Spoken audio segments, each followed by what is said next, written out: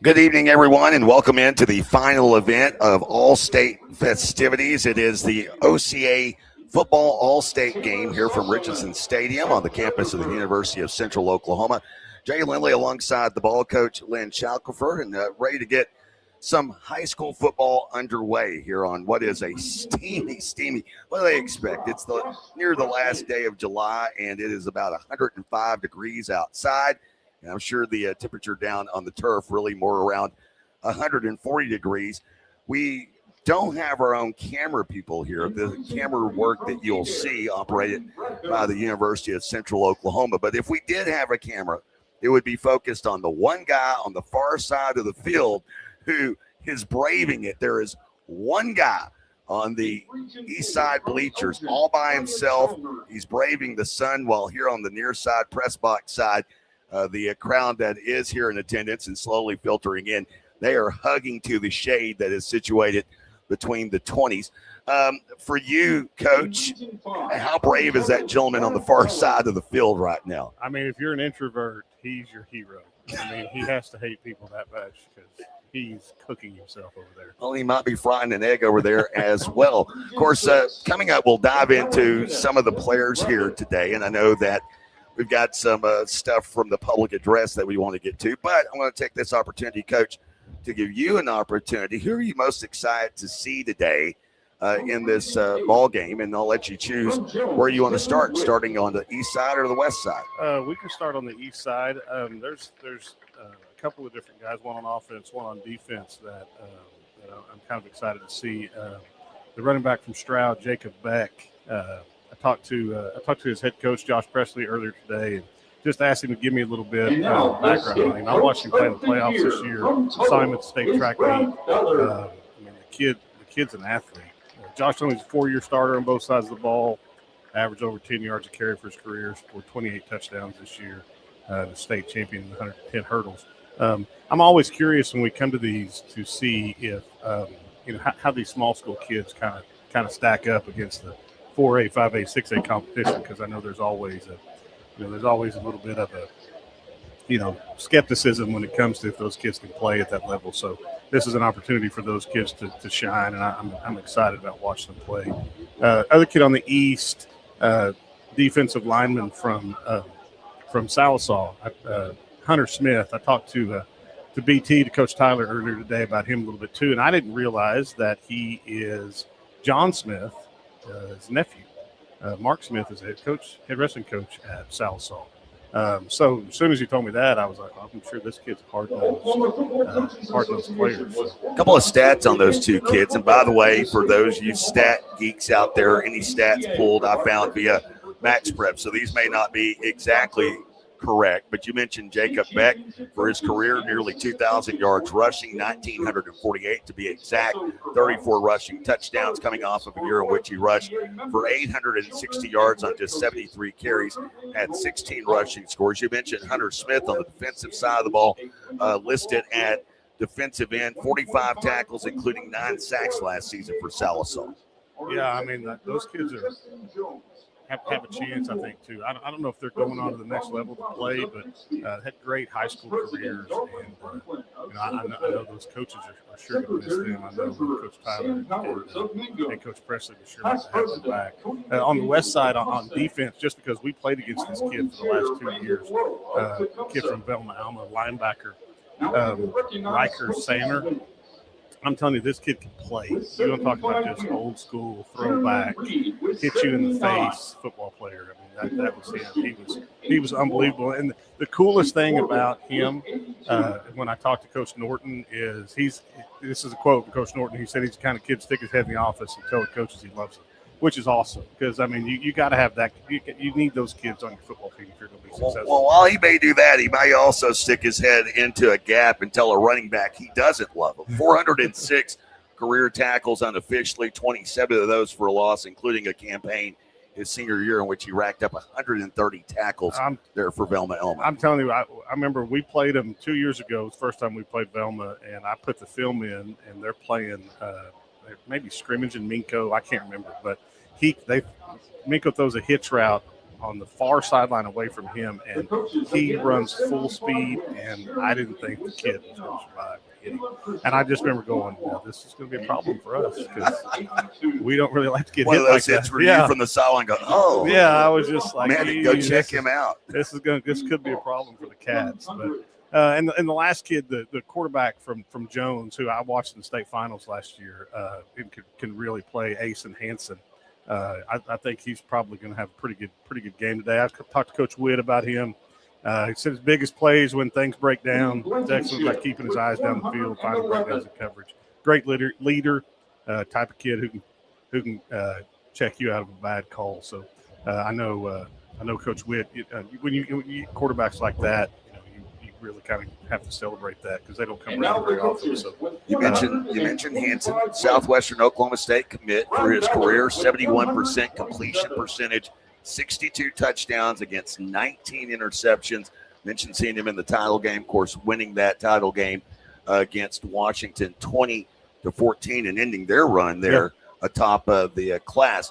Taking a look at a couple of mine, and selfishly, for those that don't know, I do the play-by-play for Southeastern Oklahoma State, so that's where I'll begin on the east side, even though not the starter, the backup in this game. Isaiah Drake, the 8-man standout, played at Walika. Of course, they would be runners-up to ceiling in Class B. Nearly 12,000 yards passing for his career. Now, I know it's 8-man football, but 12,000 yards passing nearly at 149 touchdown passes while completing 65% of those attempts throughout his career. On the East defensive side, Parks Ratzlaff, who right down the road from where I live in Durant, played at Kingston High School. He'll be starting at weak side linebacker today. He's another Southeastern commit that I am interested in seeing. Taking a look at the west side, I go back to an 8-man guy in Wyatt Tillery, the 6 foot, 180-pounder from Sealing, who was a Max Preps 8-man All-American. Of course, they won that championship over Walika in B2 60-12, and in the title game, did a little bit of everything with 7 of 10 passing, 164 yards through the air, threw for 3 touchdowns, and on the ground ran for 230 yards and 5 scores. I'm interested to see Wyatt Tillery for the West All-State defense. I'm interested to see Luke DeBusk. DeBusk, a 6'1", 230-pound linebacker from Jones. And why am I interested in seeing him? Well, he's a guy that racked up 110 tackles this season, 10 for a loss, 7 for sacks. But this is it. His last game as a high school football player. Why? Because he's an all-state baseball player as well. He's going on to play at Murray State Junior College down in Tishomingo. So I'm interested to see what he does and what is his final game of high school football. Yeah, and it's easy to see. You start looking through these rosters of all-state players. You see 2 from Jones, and it's 2 from here. It's easy. And then you see champion. Yeah, it's easy to start figuring out why some of these coaches won some state championships this year. I mean, it takes really good players, and I'm excited about tonight. I've watched a lot of all-state football games, never from an air-conditioned booth, so I'm excited about that. I've been texting my friends that are down there just dying right now, asking them how hot they are. But, and not offering them an invite to the nice air conditioning. I told them we were full up here. We can't fit one more person. And I'll even drop a line. Maybe we can get this sponsor for Squirtle here in a year or so. But by the way, for your friends down in the stands, there's some nice fresh Raising Cane's up here in the booth as well. Yeah, there is. They definitely need to be a Squirtle sponsor for sure. We're going to take a quick step aside and take a break and then pick up the PA announcing going on here at Richardson Stadium. Again, this is the OCA All State Football game, the 11th and final event of Coaches Clinic Week, and you're going to watch it right here on Squirtle TV.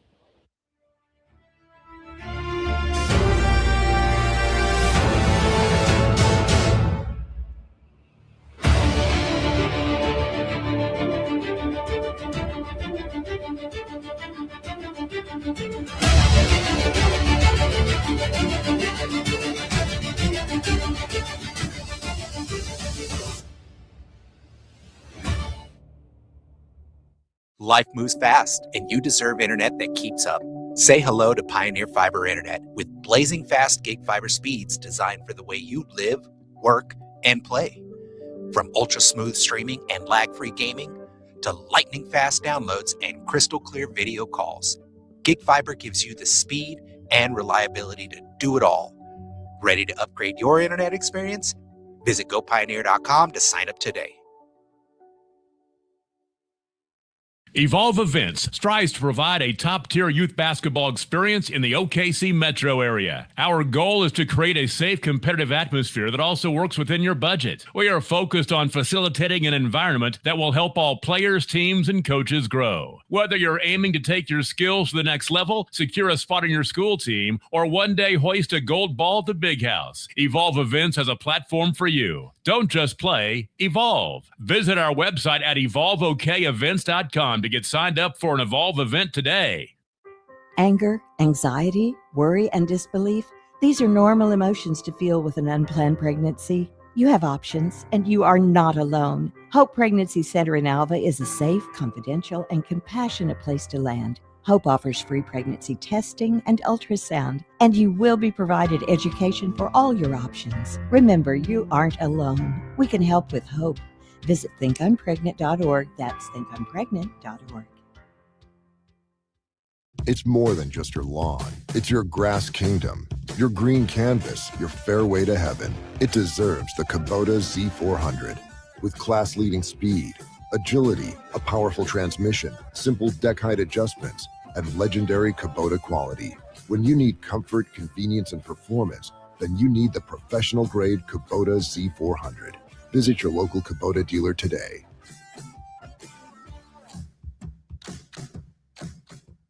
Six surgeons, 4 locations, 1 goal: to improve the health and lives of people in Oklahoma.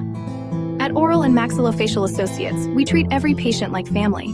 As the preferred dental implant and oral surgery specialist of the Oklahoma City Thunder, and with over 30 years of service to our community, we are trusted by professionals and dedicated to expert care. With 4 convenient locations around the metro area, we are here for you. Trust the experts at OMA. Visit our website, www.omaok.com. Is your school or booster club looking for ways to fundraise? Let Downtown Threads create a custom website to showcase all your school apparel. You pick the design and the garment, we do the rest. We will handle all the payments and cut you one check when the website is closed. Call today, 580-237-7060. Downtown Threads, proudly supporting all local high school athletes. When life takes an unexpected turn, you need someone who truly understands what you're going through. At Nixon Dieselhorst, we've spent decades helping Oklahomans find justice, standing up for what's right, and fighting for the results they deserve. Every client matters. Every story deserves to be heard. We are here standing with you. Call Nixon Dieselhorst today because justice, integrity, and results aren't just words. They're what we stand for. The future comes fast, which is why it's important to start planning for tomorrow, today. So whether you're setting aside money for something special or just safeguarding it against a rainy day, at Gateway, we've got competitive rates on a full suite of savings products. So consider us your gateway to earning money on your money. Open a high-yield savings account with an annual percentage yield of 3.5%. Visit gatewayfirst.com. Gateway First Bank, member FDIC.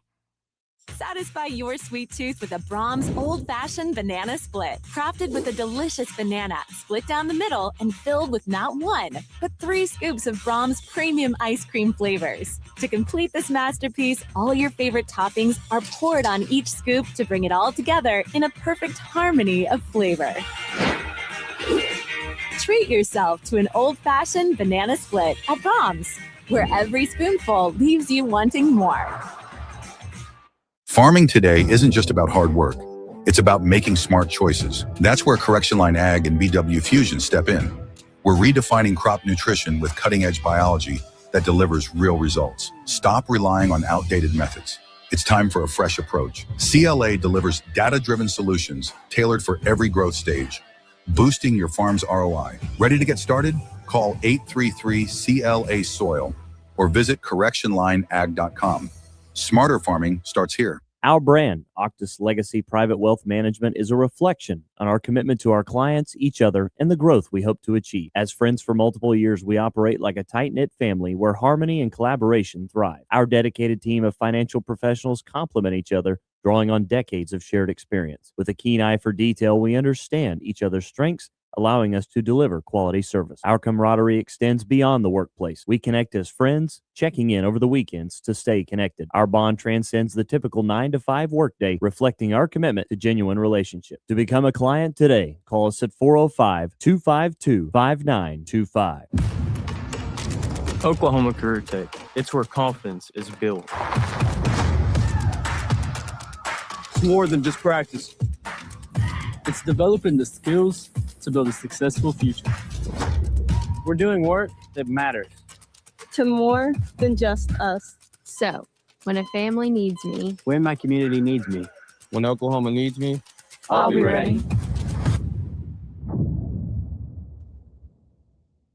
For almost a century, Sooner Co-op has been at the heart of the communities they serve. In O'Keene, Fairview, Loyal, Hitchcock, and Homestead, Sooner Co-op has been a big part of the lives of area farmers, ranchers, and residents. Grain handling, fertilizer, farm and ranch supplies, fuel, tire service, and the convenience store in Fairview. The Sooner Co-op is proud to serve Blaine, Major, and Kingfisher counties for almost 100 years and looks forward to 100 more. Sooner Co-op is proud of our kids, whether a Whippet, Jacket, or a Raider. Find them online at SoonerCoop.com. Ready to get back in the game? Great news! The movement experts at Physical Therapy Central can help you find relief and results and keep you off the sidelines. With over 30 convenient locations across Oklahoma City and beyond, contact PT Central today at ptcentral.org to see a physical therapist. For over a century, Sooner Plains Ag has been at the heart of our communities. Sooner Plains Ag is proud to support all area students and athletes from their hometowns and yours. Sooner Plains Ag is ready to service your grain, fertilizer, and farm supply needs. You can also fill up at one of their 2 convenience stores in Fairview and Mino. Sooner Plains Ag is honored to serve their member owners in their 4-county area for more than 100 years. Sooner Plains Ag, farmers helping farmers. It's that simple. Martin's Machine Shop, a family-owned business since 1974, serves Oklahoma, Kansas, and Texas. They offer full machine shop, welding, and metal working capabilities for repair and fabrication. Their fluid power division repairs hydraulic cylinders, pumps, motors, and valves, and includes a full inventory of 6,000 PSI hose and fittings. Give them a call at 580-227-2734 or connect through their website, www.martinsmachineshop.com, to see how they can assist you today. For a bank that's big enough to serve you, but small enough to know you, turn to Alva State Bank. Whether you're opening your first checking account, going to college, starting a small business, planning a wedding, or having a baby, Alva State Bank is here for all of life's milestones. To learn more, visit any Alva State Bank branch or go online to alvastatebank.com. Alva State Bank. They plant roots where others have branches. Member FDIC, an equal housing lender. Born and raised in Edmond, Oklahoma, Trevor Randall is very familiar with the area and the Oklahoma economy. Trevor enjoys helping customers just like you identify the insurance coverage that best fits their needs, with over 19 years of experience to help you better understand the options, whether that's auto, home, renters, business insurance, and more. So give Randall Insurance Agency a call at 405-341-7878 and let us help you get the protection you need with the service you deserve. Are you looking for defensive lineman number 44, Sean Hamlet of Alpha with Coach Ron Wilson.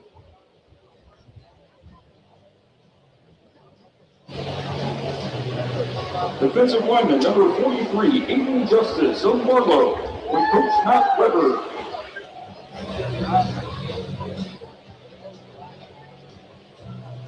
Defensive lineman number 55, Isaac Martin of Lexington with Coach Gerard Ennis.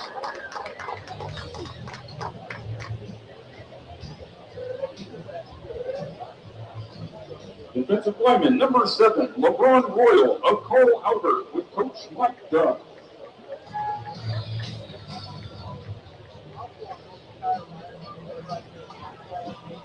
Defensive lineman number 18, Clayton Harrington of Piedmont with Coach Jeff Hall.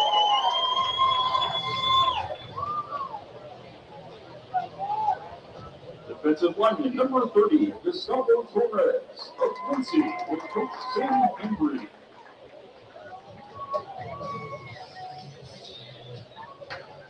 Linebacker number 12, Luke to Bus of Jones with Coach Kevin Witt.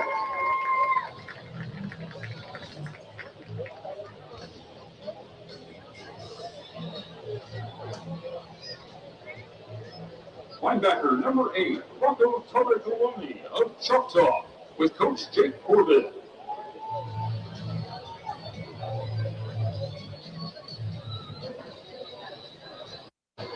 Linebacker number 13, Riker Sander of Belma Alma with Coach Randy Woodman.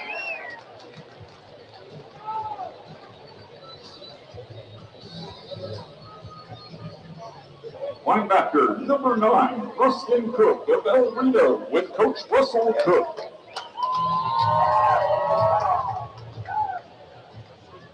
Linebacker number 11, Cole Watkins of Blanchard with Coach Lance Manning.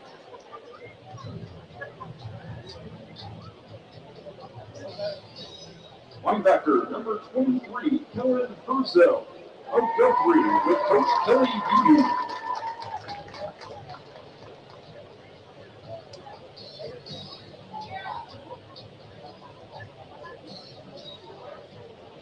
Defensive back number 3, King Kruger of Lexington with Coach Ennis.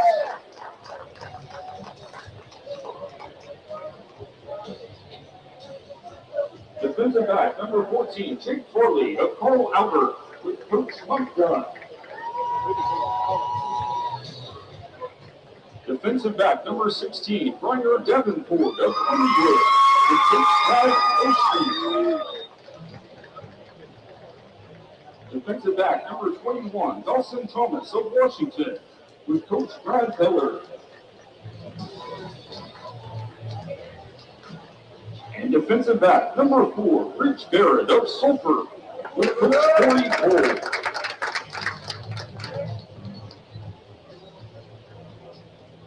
Ladies and gentlemen, the 2026 West All State Football team.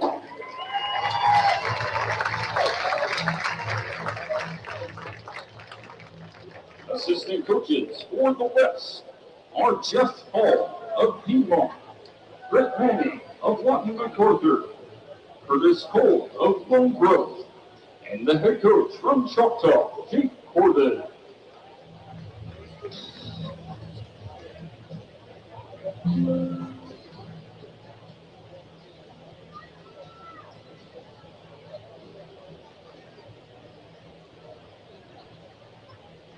And now, ladies and gentlemen, the 2026 East All-State Football team.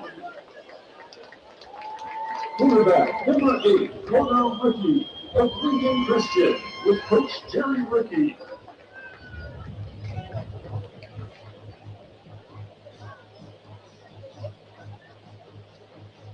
Quarterback number 15, Isaiah Drake of Willika with Coach Tristan Geringer. Running back number 23, Randy Good Eagle of Harmony with Coach Caleb Christian.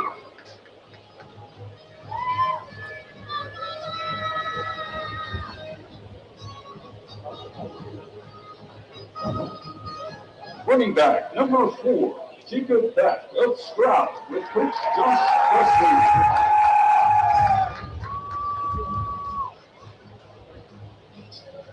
Wide receiver number 1, Ben Daniels of Collinsville with Coach Kevin Jones.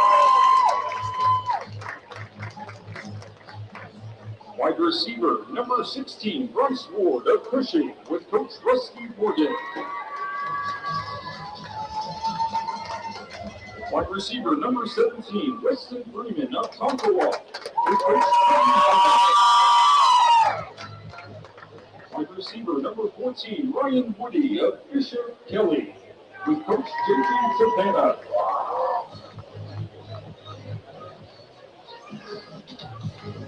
Wide receiver number 5, Ty Guest of Metro Christian with Coach Jared McCord.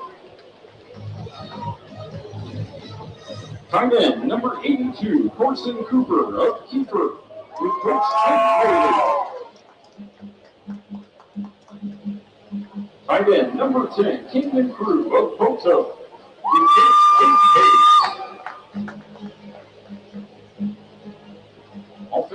lineman, number 50, Creed Tribby of McAllister, with Coach Jeff Craig. Offensive lineman, number 72, Carson Alex of Lincoln Christian, with Coach Jerry Rickey. Offensive lineman, number 58, Alec Harjo of Holdenville, with Coach David Parker. Offensive lineman, number 56, Gavin Ward of Tonkawa, with Coach Trent Harmon. Offensive lineman, number 71, Jackson Arnett of Pahuska, with Coach Matt Tennessee. Offensive lineman, number 74, John Watkins of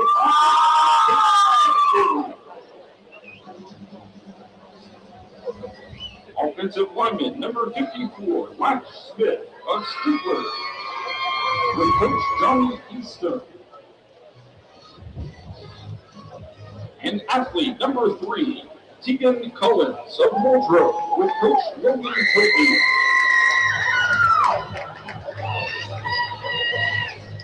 And now the 2026 East All-State Defense. Defensive lineman number 28, Jackson Custa of Durant, with Coach Todd Portis. Defensive lineman number 25, Jackson Jones of Valiant, with Coach Joe Jones. Defensive lineman number 20, Hunter Smith of Salisaw, with Coach Brendan Tyler. Defensive lineman number 26, Caleb Helling of Inola, with Coach Brett Thomas. Defensive lineman number 88, Landon King of Claremore, with Coach Jared First. Defensive lineman number 68, Alejandro Gallegos of Inola, with Coach Brett Thomas. Linebacker number 33, Brandon Hawk of Salina, with Coach Scott Harper.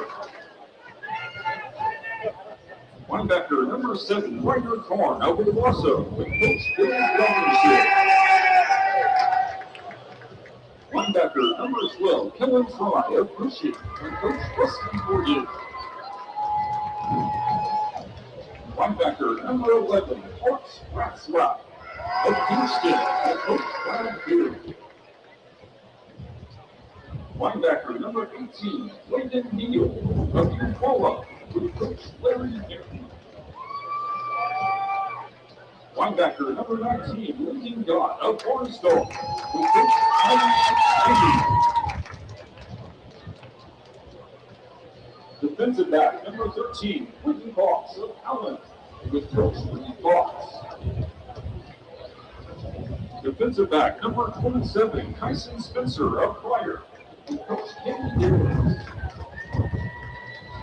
Defensive back number 34, Brian Seitz of Valenka, with Coach Tristan Geringer. Defensive back number 3, Jake Schurer of Torino, with Coach Kelly Rabbit. Defensive back number 2, Mason Wright of Bryan, with Coach Gary Phillips. And defensive back number 6, Hayden Lee of Claremore, with Coach Eric Hurst.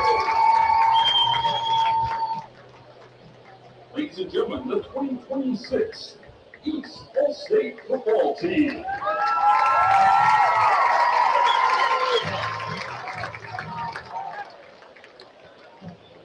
The coaches for the 2026 East All-State Football Team. Assistant coaches, Kylie Swinney of Barnsdall, Adam Hass of McAllister, Tony Daniels of Collinsville, and the head coach is Preston Harris of Sequoia Tahlequah.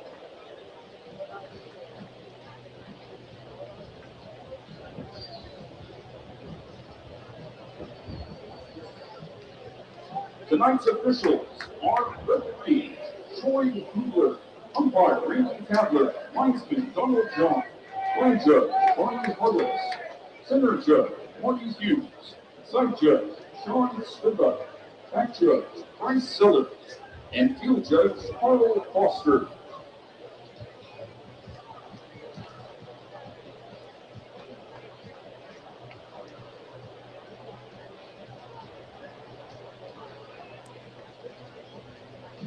Are you looking for a local, reliable propane provider? Earnhardt Oil and Propane has been serving customers throughout Oklahoma since 1971. Let them tailor a pricing option to fit your budget. Avoid winter price spikes with easy pay, steady, predictable monthly payments you can count on. Need more fuel options? They also offer bulk fuel delivery, DEF, lubricants, and supplies for your business, all at competitive prices. For reliability 3 generations strong, call Earnhardt Oil and Propane at 866-270-1279 or visit www.earnhardtpropane.com. Dr. Matt Dieselhorst at Dieselhorst Sports Orthopedics.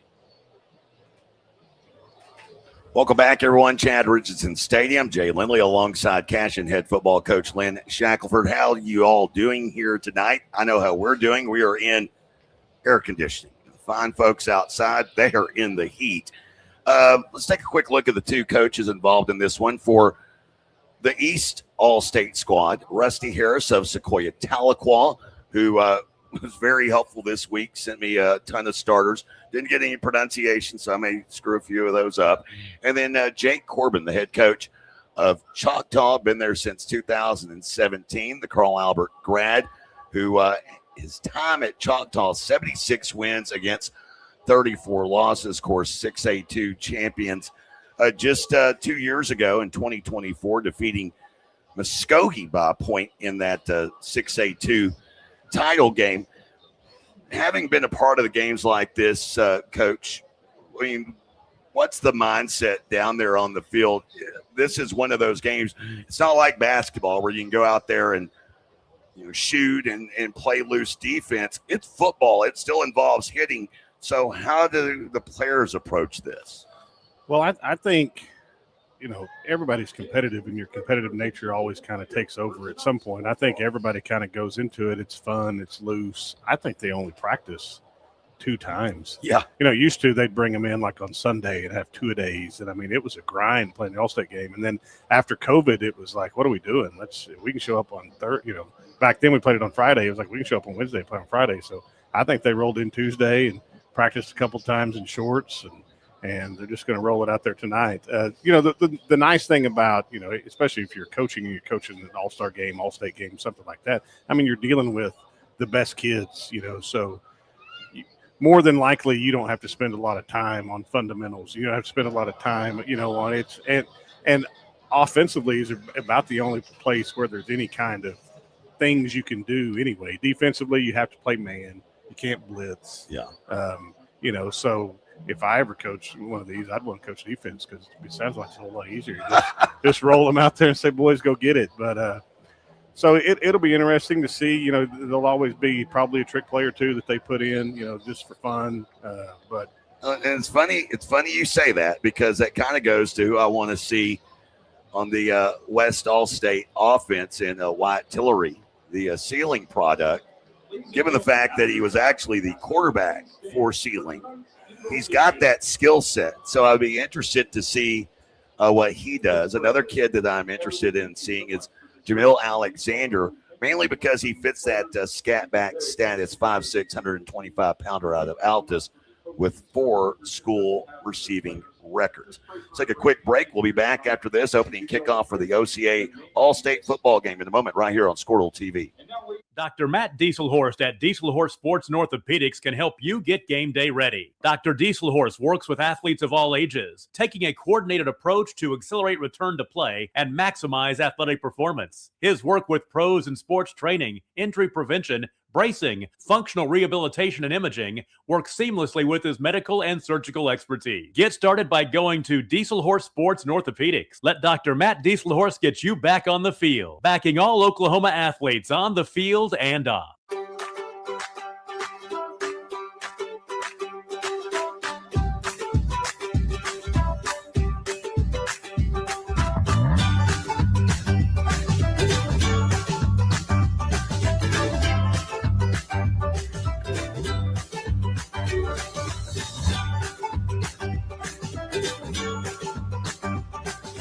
Stream like the pros with Squirtle Live. Find out more at squirtle.com/stream. Student athletes push hard on the field and in the classroom. But when injuries happen, you want a physical therapist who makes recovery personal. Prime Physical Therapy is more than just a clinic. We're a faith-driven, patient-focused team committed to helping athletes bounce back stronger. Healing happens best in an environment where athletes feel supported, motivated, and yes, even have fun. Parents, you can trust us to care for your athlete like family. Call or text at 405-706-1266 for a free consultation in clinic or by phone. Prime Physical Therapy, helping athletes get back to their prime performance. Welcome back, everyone. Chad Richardson Stadium here on the campus of the University of Central Oklahoma here in Edmond. Jay Lindley alongside Coach Lynn Shackelford, ready to get this All-State game underway here on Squirtle TV. The East All-Staters, they are donning the blue tops, white numerals and lettering trimmed in red with the white pants. For the West All-Staters, it is the red pants, or the red shirts, excuse me, with the white pants, the white numerals and lettering trimmed in blue. And I don't know if we're having a dance-off for the West All-Staters or not. We had, watching down on the field, LeBron Royal of Carl Albert. He and Hudson Abel of Oklahoma Christian were in a mini dance-off to House of Pain's Jump here to get this one underway. Glad to have you along. It is the first football game of the – is it the first football game of the season, Coach, or the last? I think it's the last. Okay, just simply because it starts again in less than 30 days here across the state. Here is the opening kickoff, a south to north kick that drifts into the end zone and out of the back. And so the West will take it out here and get this All-State game underway. That was a pretty impressive kick. I was just about to say, a lot of times in these All-State games, because there's not a kicker that makes it. You got to kind of get your team, and then, hey, who can kick, who can deep snap, who can punt.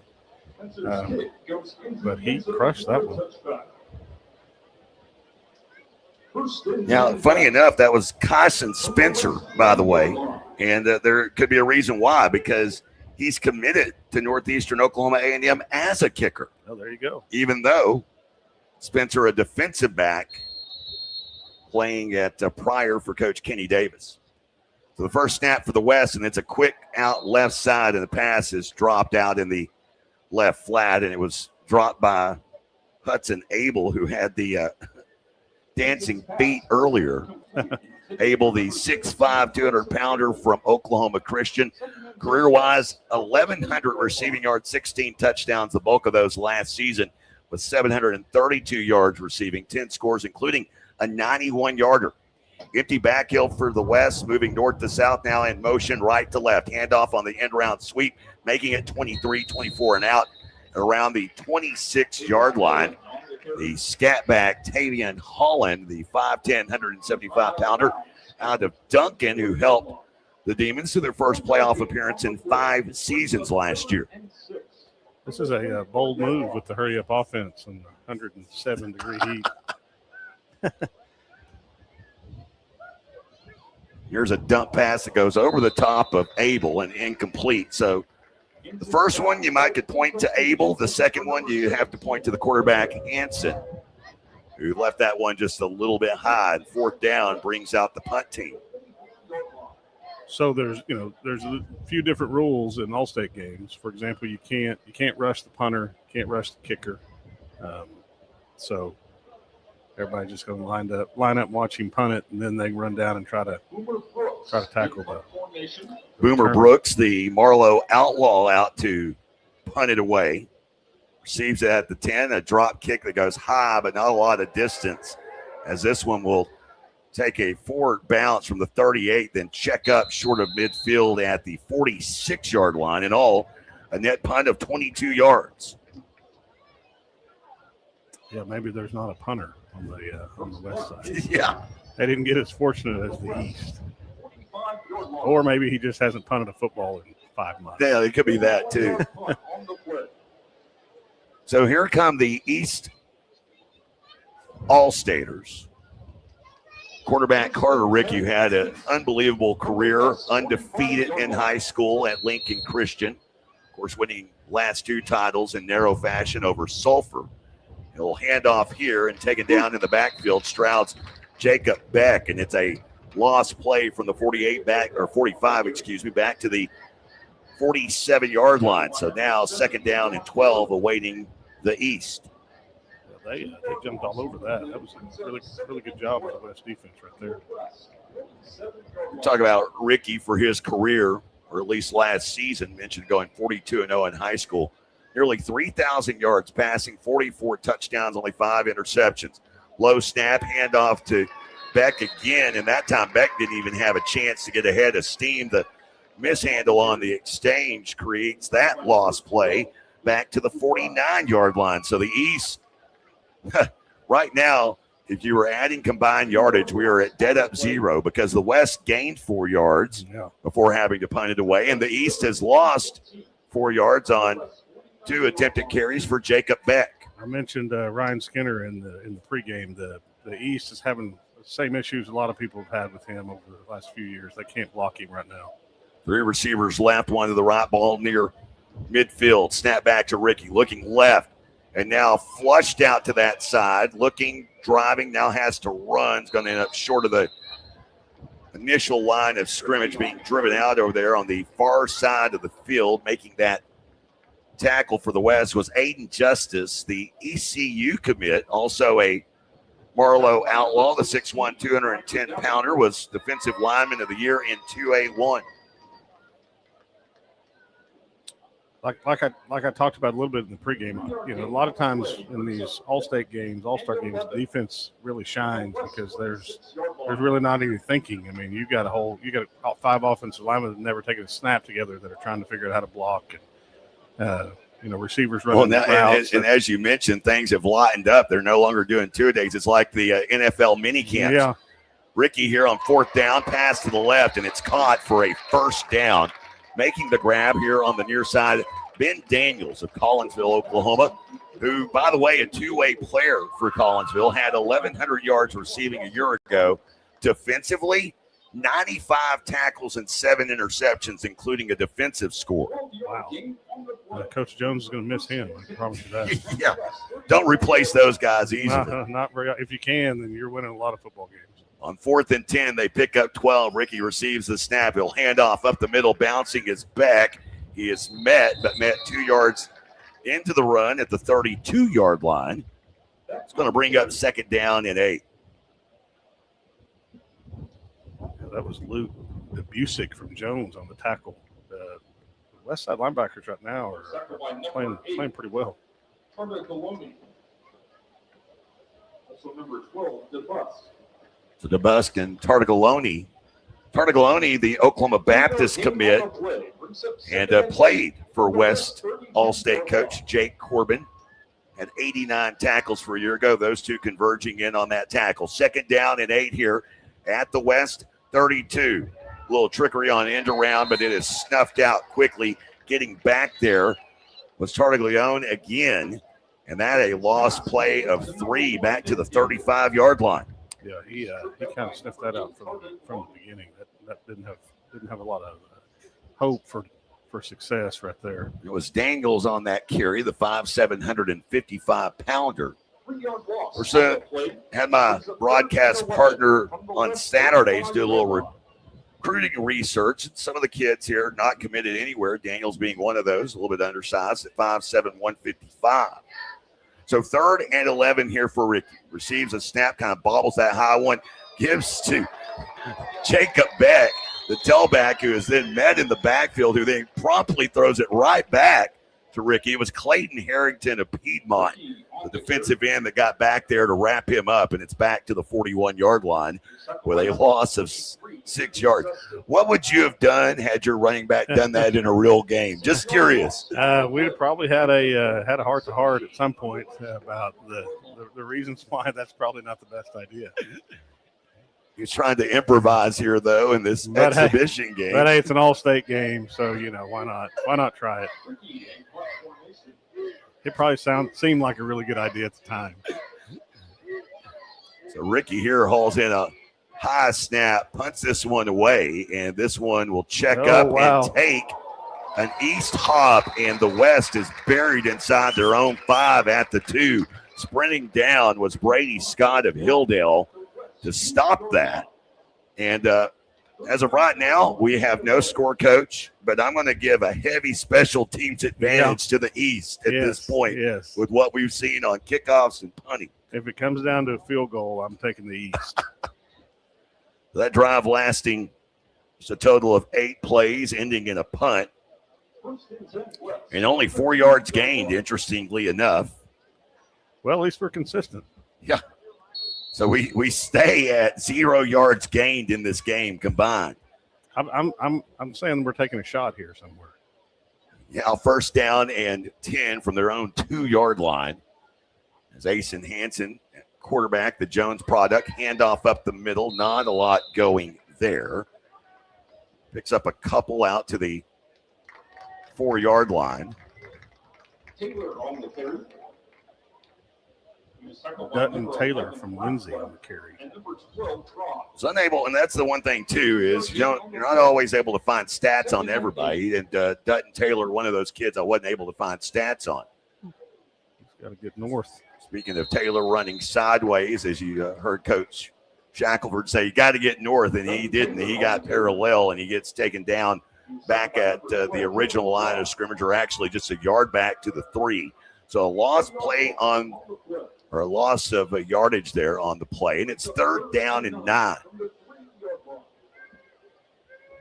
So 3rd and 9 from the 3, the 12, the line to gain here for the West All-Staters. Hansen sending Dutton out of the backfield in motion. 5 wide with 3 to the right. Hansen, 3-step drop, flush to his left, plants, fires, has a man, and it's just off the fingertips of Blake Chain, the ceiling product. Got it through his hands, maybe a little bit off target, maybe one that he will go back and say he should have caught. And with that, the West, buried deep in their own end zone, will be forced to punt. Remember that first punt they had, Coach, was only a net of 22 yards. Yeah, this could be big for the East right here. If they can get another punt like they did before, they probably start on their own, or start on their 20 or 25. So the East getting poised for their second possession here of the first quarter. Still no score. 6:19, clock stopped with the incompletion. This punt, a high punt that will wobble out, then take an East hop backwards from the 35 to around the 33-yard line. A little bit better on the net, a net of 30 yards on that punt. Yeah, he didn't get as favorable a hop as he did on the first one, but not bad from where he was punting it from. We got an official timeout, so we'll take a quick 30-second break ourselves. No score here. East ready to take over on offense again. Back after this, the OCA All State Football game on Squirtle TV. The perfect golf swing. Getting to the top. Serving an ace. Whether a professional or a weekend warrior, we all want to do our best. But what if you get hurt? How do you get back to doing what you love? The team at DRH Health Orthopedics and Sports Medicine provide comprehensive and advanced treatment for injuries. DRH Health Orthopedics and Sports Medicine, working to get you moving again.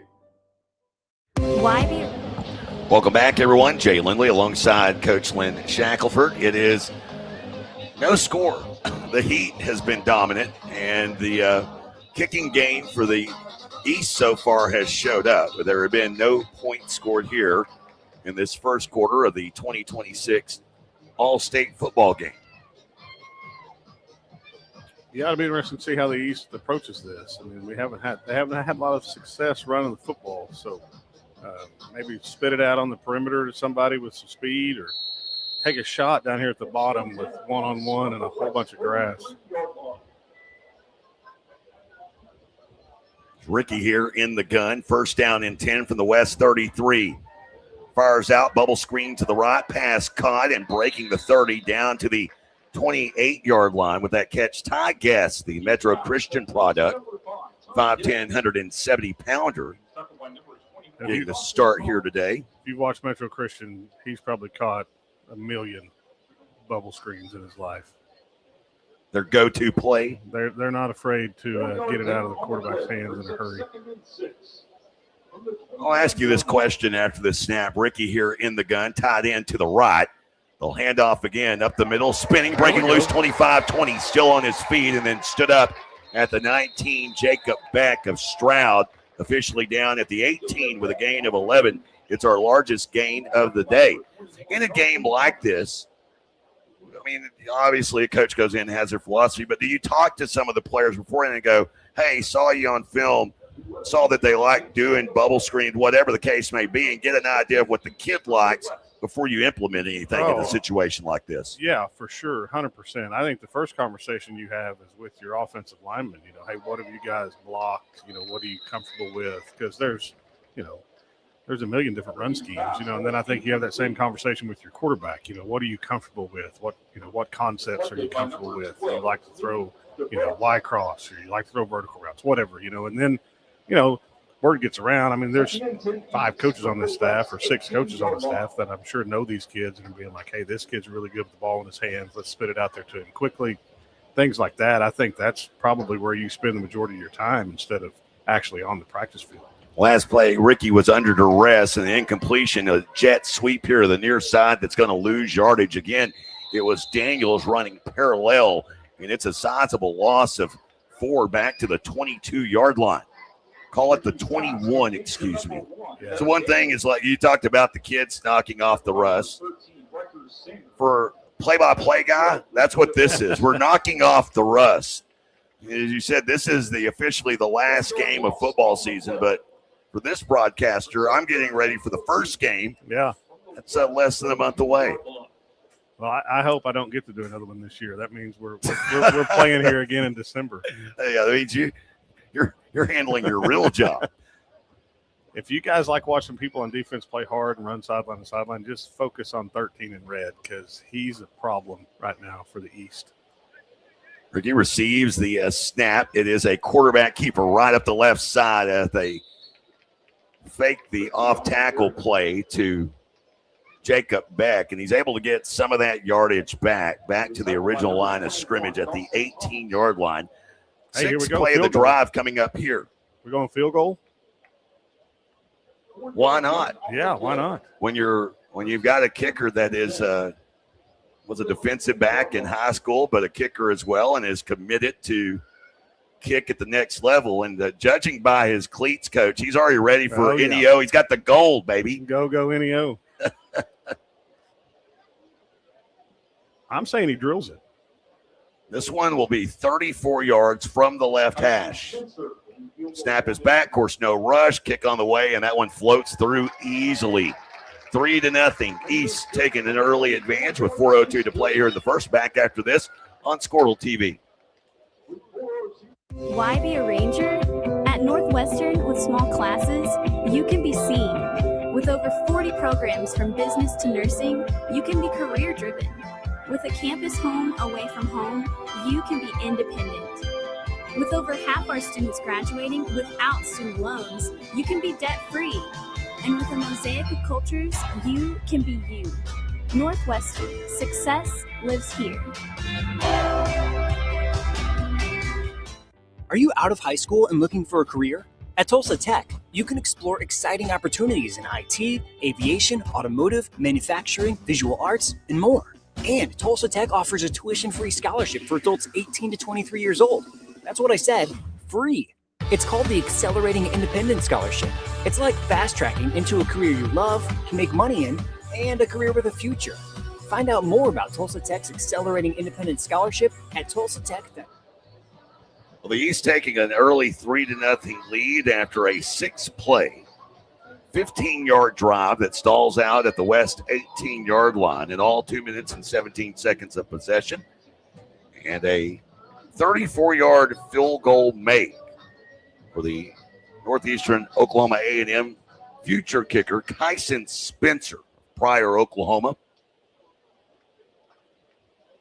And it'll be Spencer. And it's funny, we've already kind of tipped our hat to the East All-Star kicking game after seeing the kickoffs and the punting. And interestingly enough, it's their special teams that get the first points of the game as Spencer on cue. This time he kicks it out of the back of the end zone. This first kickoff of the game. And the wind has picked up a touch out of the south. But that one almost Did it go over the crossbar? Or did it just leak underneath it? No. That one went cleanly out of the back of the end zone. No, it went over it. That's what I thought. It was good. It was good from 50. Yeah. All the East needs to do is cross the 35 the rest of the game. They're going to get 3 points. So this will be the West's third possession of the game. And so far, the West setting with only 3 yards of offense. And with that, we have a new quarterback in Avian Lachlan of MacArthur High School, who's coming here to UCO. Lachlan straight up the middle. Athlete, I went through and was, again, as I mentioned, some of these kids, it's very tough to find stats. I did not find any season stats for Lachlan. What I did find, though, was his game against Lawton High, where he amassed over 300 yards of offense. That's a good way to put it on your rival if you're Lawton Mac. Yeah. Lachlan, quick out, left side. This pass is caught and then spun down as Boomer Brooks along his own sideline there in the sun.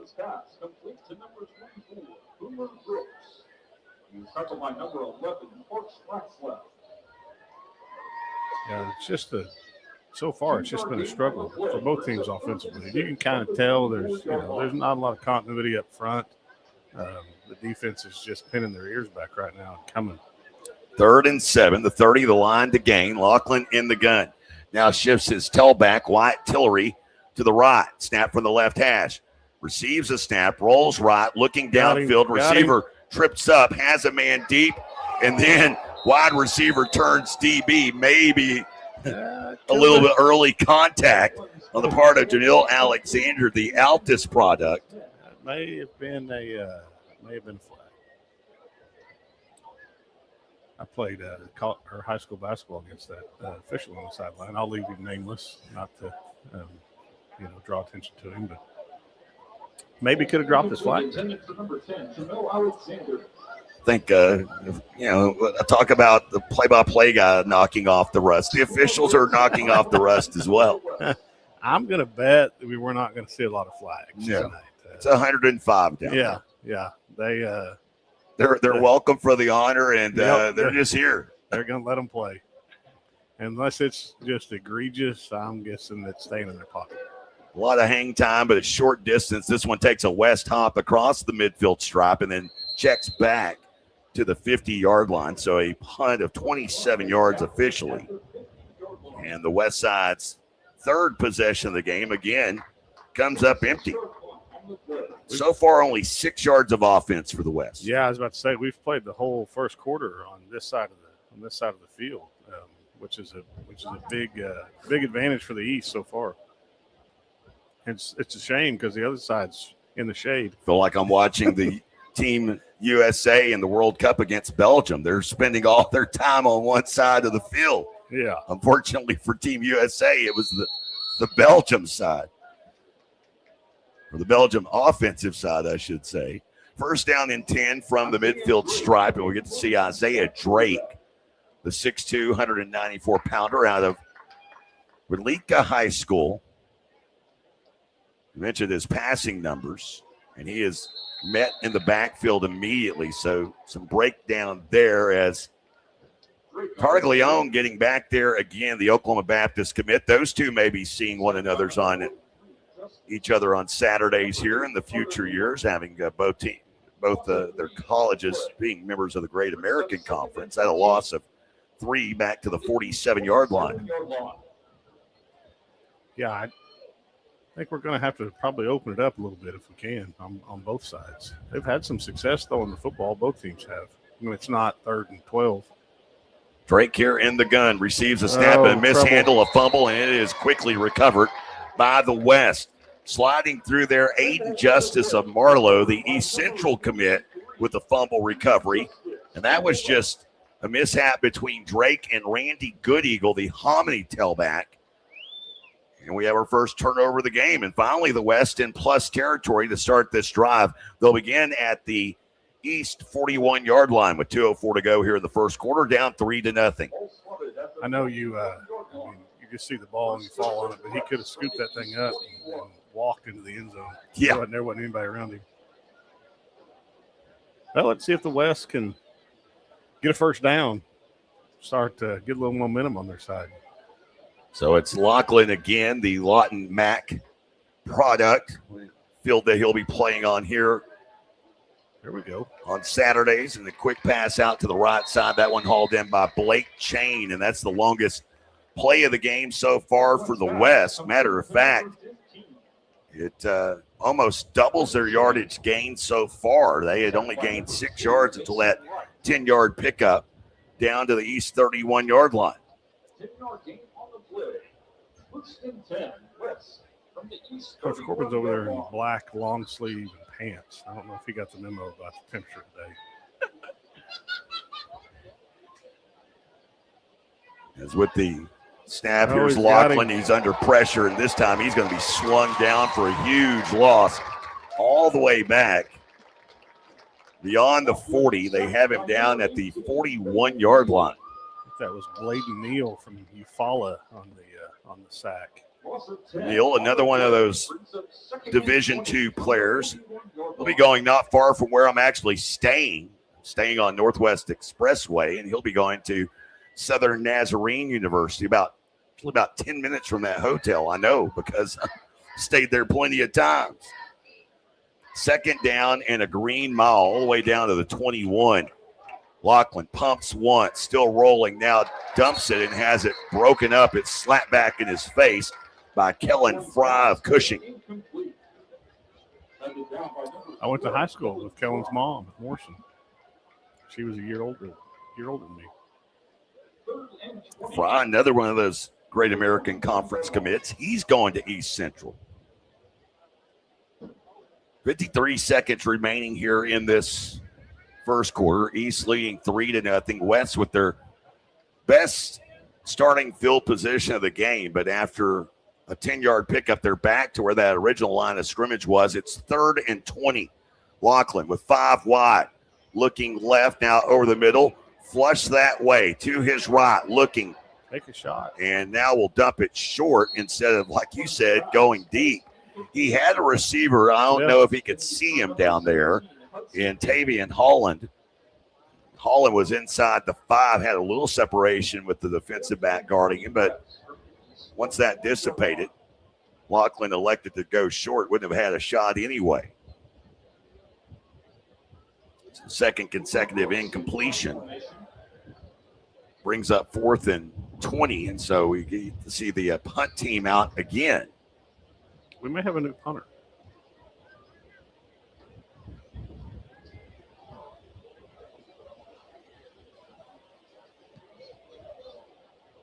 Here's a high punt that drifts inside the 20, but then takes an east hop after hitting at the 17. It bounces backwards to the 22. That's where the East will take over here with 31 seconds to go in this first quarter, leading 3-0. Hats off to the East defense right there. They were kind of put in a tough spot after that turnover, and they kind of bowed their necks and got the ball back for their offense. So hats off to them. I was about to say the other interesting thing, not only did they bow their necks, but they did it after a first down pickup right off of the bat. Yeah, I kind of thought the West might get some momentum right there and go down and kind of threaten a little bit, but they went backwards after that first down. So it is Drake still at quarterback. Good Eagle, the 5'11", 185-pounder from Hominy in at tailback. Drake to pass, rifles one. That one almost picked off. Goes off of the fingertips of Blanchard's Cole Watkins. Blanchard. Yeah, he was getting some pressure. I think if he'd have had another half a second for him to clear that outside linebacker, that probably could have been a really good play. Watkins was a really good player for Blanchard this year, both sides of the ball. Really good tight end for him also.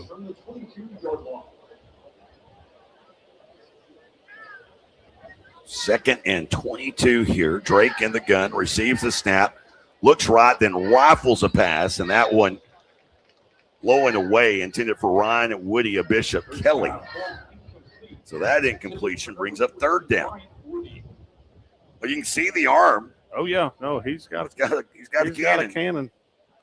But also, I mean, there's just so much about football that's hard to recreate in 3 days or 2 days. You know, I mean, You don't have anybody out there that you've ever thrown the football to.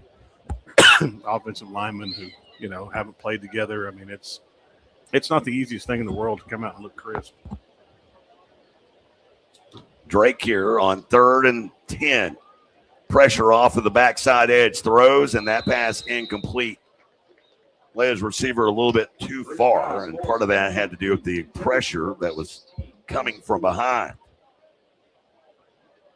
4th and 10 East from the 22-yard line. Another 4th down situation here, and the clock with so basically only 15 seconds of game clock elapsed there for the East All-Staters as 3 plays and 3 incompletions.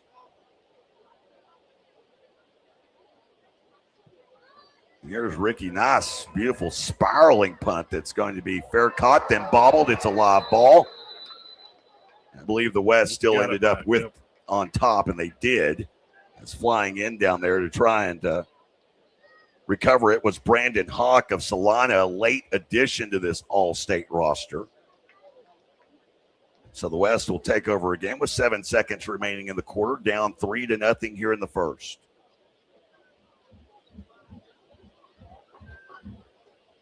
West needs to get some just something positive. I mean, they haven't. I think they've had more negative plays and positive plays so far. So got to find something you can hang your hat on a little bit, whether it's spitting the ball on the edge or find a run scheme that they're comfortable with. But they've got to figure out a way to at least get some positive momentum, some confidence. This is the West 6th offensive possession of the game. And a gain of 1 there will end the first quarter. So at the end of 1, it is the East 3, the West nothing.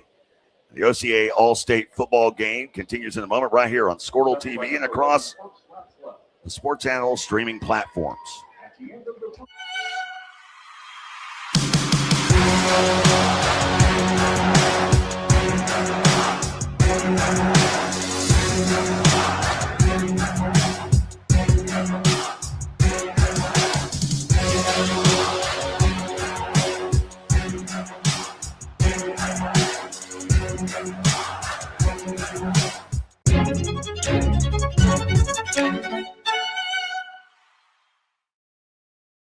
East River Roustabout, centrally located in Oklahoma, provides construction services specifically tailored for oilfield projects. Our team consists of highly skilled, experienced professionals who offer a wide range of services in construction, maintenance, and operations, focusing on both upstream and midstream sectors. With a combined 44 years of experience in pipeline and roustabout services, our team leads have a proven track record of success for major energy companies. So call the team at East River Roustabout today, 405-849-5156.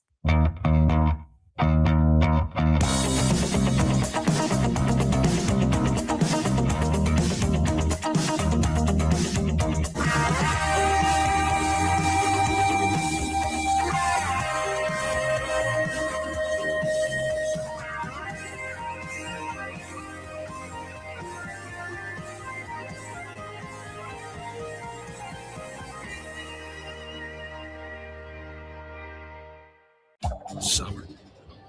3-0 our score here as we get set to embark on the second quarter. Jay Lindley alongside Coach Lynn Shackelford. Anything, see the stat sheets have been delivered. Anything jumping off of the page at you so far?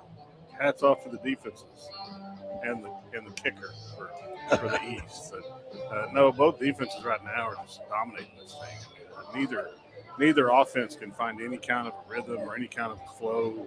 And I know when you're calling plays, that makes it really, really hard. You don't have, you're just looking at your call sheet and wondering, all right, let's try this. Get something going. So it'd be interesting to see right here. The East have had time come out of the timeout in the West coming out of the timeout, so we can see if maybe they drew something up in between quarters. Two teams have combined for a whopping 20 yards of offense thus far. Here's a heave down the right side. Has a man bobbled and caught. 20, 15, 10, 5. Pay dirt. Touchdown, West Side. There you go. New formation. They hadn't shown the whole game. Got a kid running down the numbers wide open. Great throw, great catch. That was Camden Lane of Altus. 65 yards on the touchdown. So just like that, the West has taken the lead.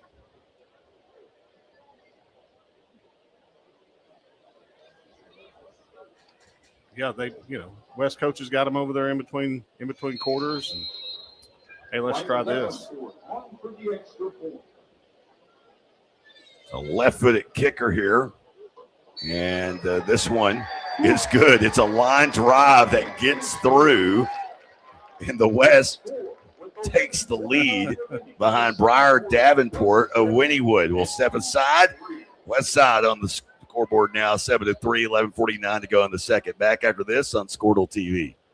Summer job, babysitting money, graduation gifts. Sounds like it's time to open a free student checking account with Communication Federal Credit Union. It's made for teens and tweens. Open your new account and get a free Visa debit card for secure shopping power online or in stores. Plus, mom and dad can transfer money in and manage it all from the app. Go to comfedcu.org for details. Communication Federal Credit Union.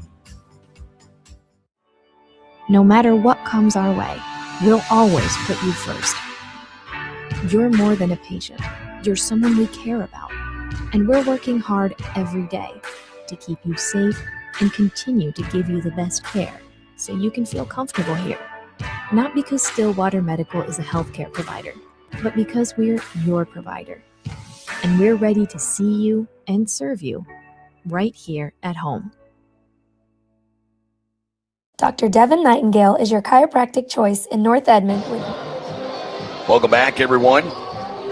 Chad Richardson Stadium, University of Central Oklahoma here in Edmond. West side on the scoreboard now with their first score of the game and really their most positive offensive play of the game. Their previous long offensive play had been 10 yards. That one going for 65, and it is the West now in front, 7-3. We basically on one play, Coach, tripled the combined yardage for the entire first quarter. I was going to ask, I mean, in a game like this, because we talked a little bit about how we're going to do a rolling kick, it appears, a little squibber, and a diving effort to make that grab. Over on the far side of the field is Grandy Good Eagle. In a game like this, with the lack of practice preparation, I mean, how often is it one of those type of plays that's the deciding outcome? How much do you bank on one of those plays going your way to be the deciding outcome? Oh, I think you kind of have to, especially after the first quarter that both sides have had. I think I wouldn't be surprised if the East side's trying to do something similar. You probably went into this with 3 or 4 shot plays, that you thought, well, we'll catch them at a certain time. We can run this, and that might have been one of the, things you practiced the most. But I think you got to have some of that. That's like I talked about earlier. I'm surprised we haven't seen a trick play yet.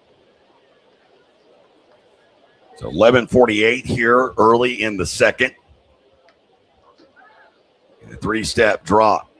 Ricky under pressure. He's going to be sacked from behind, taken down. Getting back there, LeBron Royal, the Carl Albert product, going to Emporia State. The Hornets. It's a future home. Yep, up there with Coach Higgins.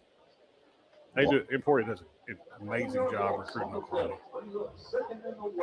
Of course, if I was at a Division II school, I would set up shop at Carl Albert. Yeah. they tend to have them there. Yeah, you're probably going to find 1 or 2 every year that can play for you. 3 receivers right and 1 to the left. They've got a chance up at the top. They want to take it. Ricky firing out right side. I believe that pass was batted by Royal. It's funny you say that because brought memories to my mind of a standout that Southeastern had years ago from Carl Albert and Kevin Jones.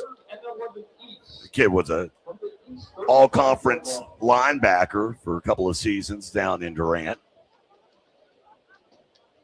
Yeah, they don't have a problem finding good athletes, good football players, or at least not in a long time. So here is 3rd down and 11. trips to the left, ball between the hashes. Ricky under pressure immediately, throws it out right side pass. Caught 35, lowering his shoulder over the 40. Not near enough for a first down, though, for Jacob Beck. That catch out of the backfield to the 42-yard line, gain of 7. And will the East go for it here? Why not? I mean, other than one play, I mean, you've held them without a first down. Looks like they're going to go, doesn't it? Yep. Yeah. So going for it here on what is a 4th and 5. They must make the 46 for a first down. Pair of tailbacks in the backfield as the quarterback Ricky splitting those two backs. In motion, right to left is Braden Swickerath of Berry Hill. And here is Ricky trying to fight his way for a first down. He had blockers. Basically, that was kind of a decoy play. Set up kind of a lead draw, if you will, for the quarterback, and it didn't go really anywhere. Picks up 3, but not enough for a first down. Actually only picking up 2 to the 44. Yeah, that was a pretty good effort by him just to get that. Looked like he was going to be stopped for no gain. So the West will take over on downs. And we'll begin this in plus territory. Their first possession in East territory, because their last, only scoring one, took place from their own 35. Yeah, let's see if they can build on that momentum they had off their last drive.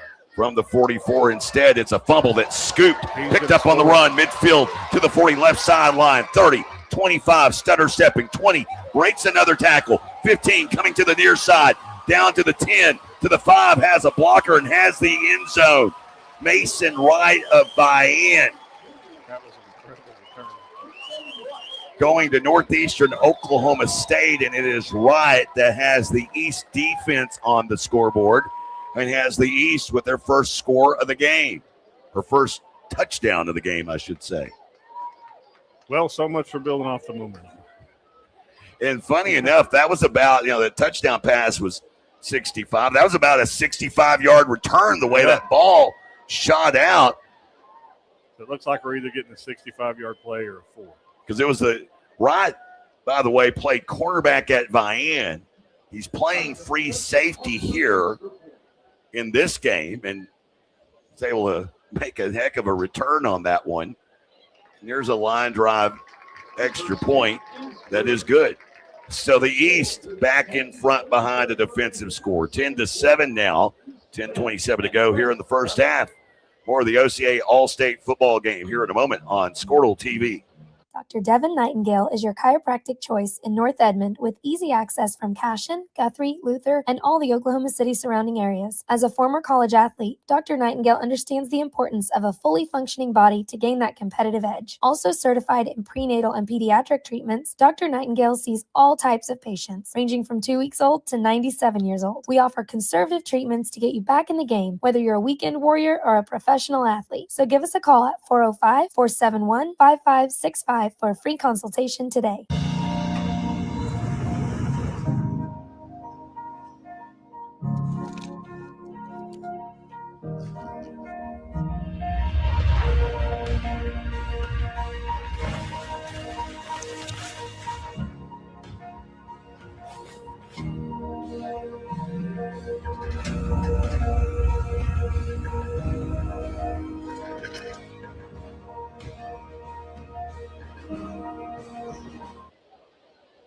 We've had 2 explosive touchdowns, one in the receiving game for the West Side and a defensive play for the East Side, a scoop and score unofficially of 65 yards for Mason Wright, Vian.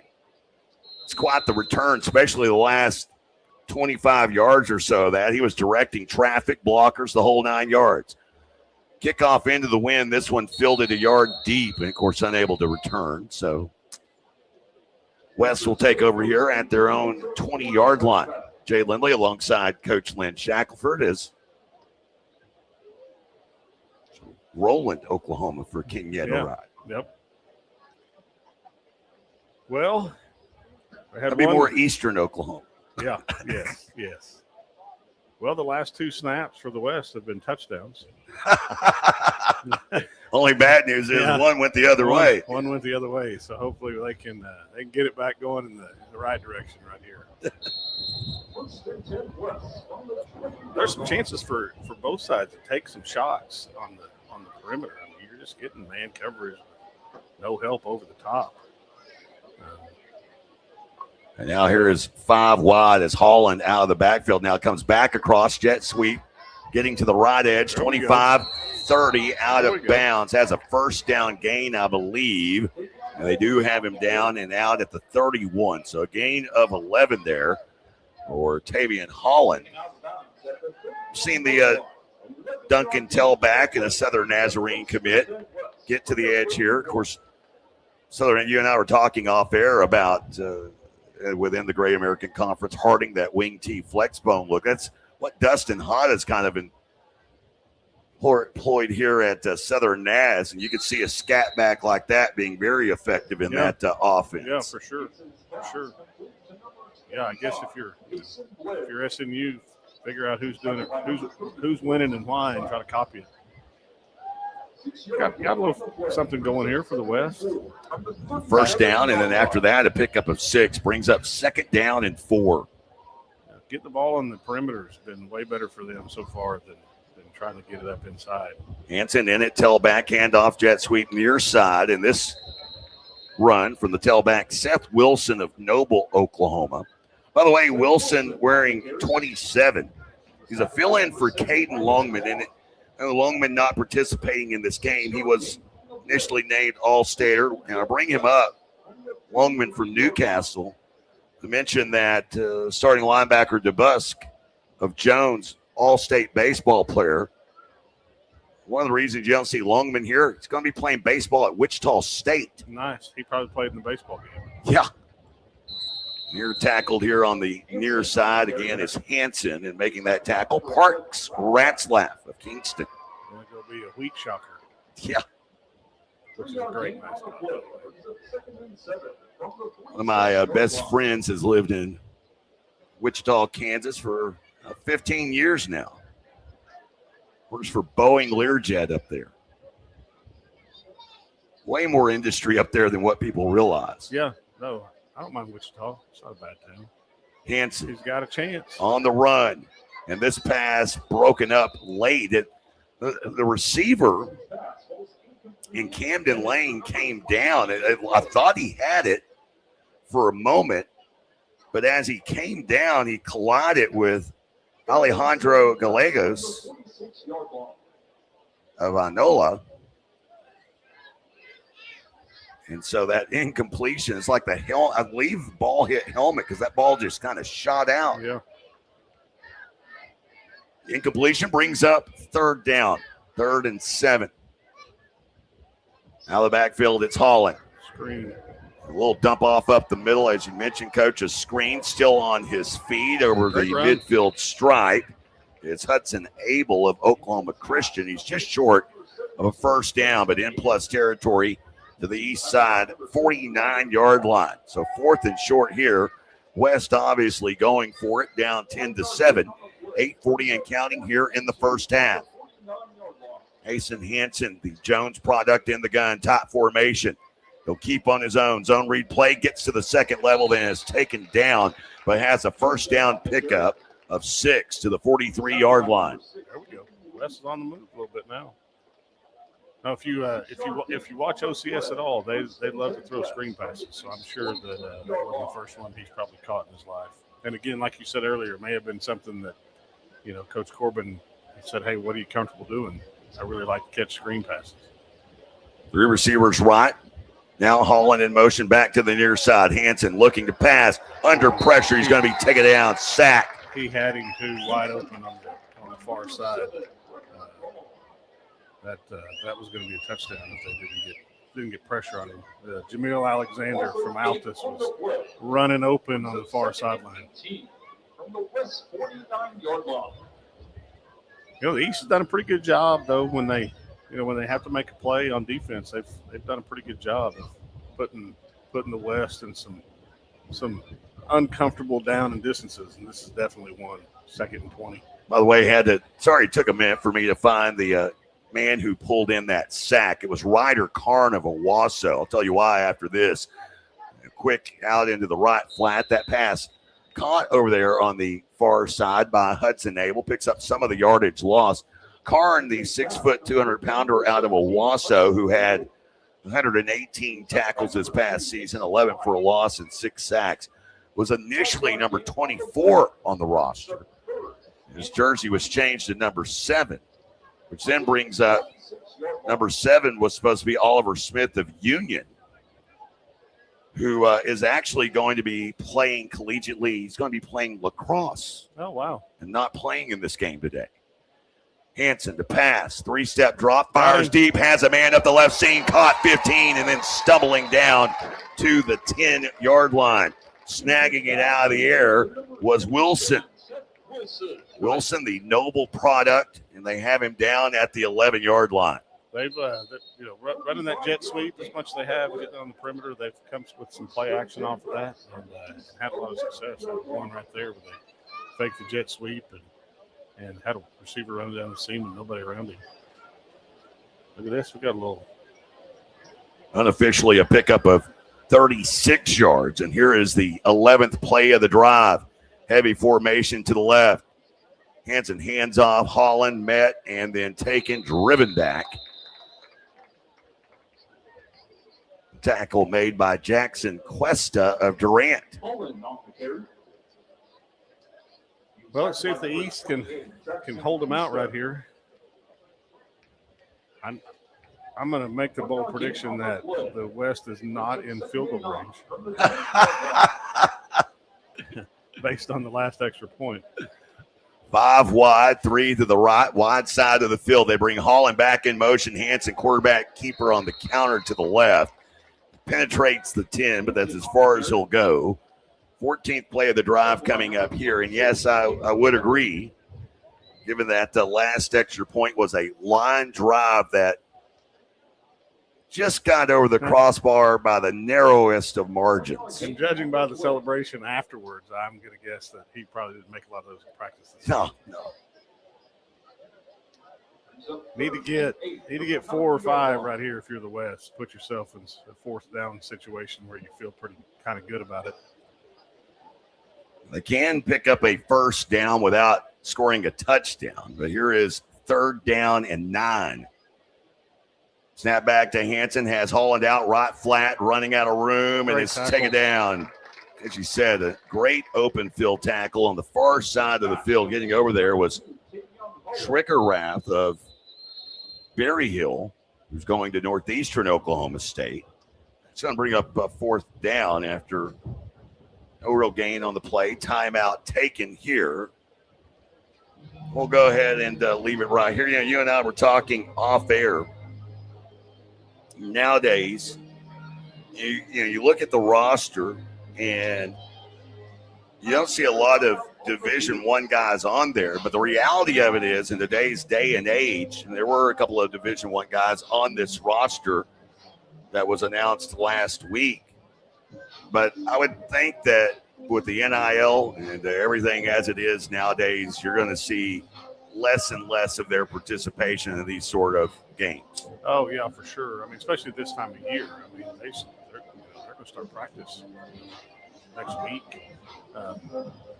And they do so much stuff in the summertime that, that you can enroll after you graduate in the summer and then you can report. You got some kids that graduate in December and get there quick. Yeah, the ones that are really, really good that want to, think they have a chance to play as freshmen, they're definitely there a lot earlier. But it's just not and why risk it if you're those guys? And a lot of times those Division I coaches, they won't even let them play. Some will. There's a few here and there. The D2 coaches are a lot more lenient, I guess is the word to use when it comes to that stuff. But it's unfortunate because it would be cool to see, 5 or 6 Division I kids out here today, especially when you have Class A guys and you got Class B guys, to see how they can match up against those guys. But it is what it is, and it's a great opportunity for these kids and a great honor. The good thing about it is you get way more kids to make All-State and get that honor, and they can wear that jacket and get the ring and talk about it at the coffee shop when they're 45. So 4th down and 9 here. Snap back, Hansen under pressure, and he's taken back, and back to greet him again was Ryder Karn of Owasso. He's played really, really well so far.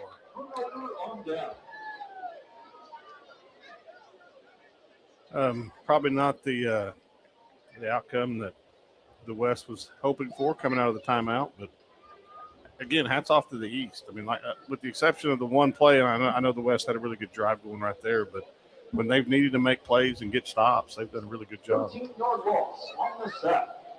4:37. See if they can go down and score up for half. That'd be huge to go up 2 scores. Especially the way this game has played out so far. Yeah. They'll begin this drive at their own 22-yard line.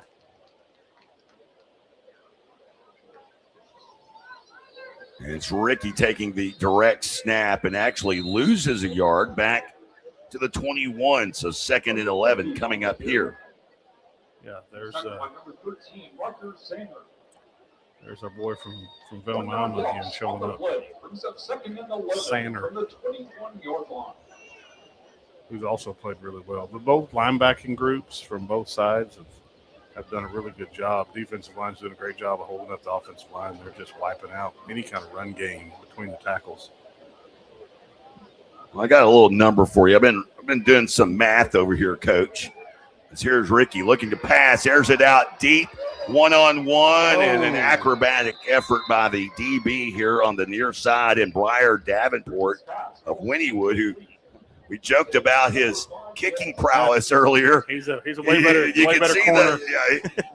His jumping skills better than his kicking skills, and that incompletion keeps it at 3rd down and 11. Out of a combined roster of 40 or I guess 80 kids.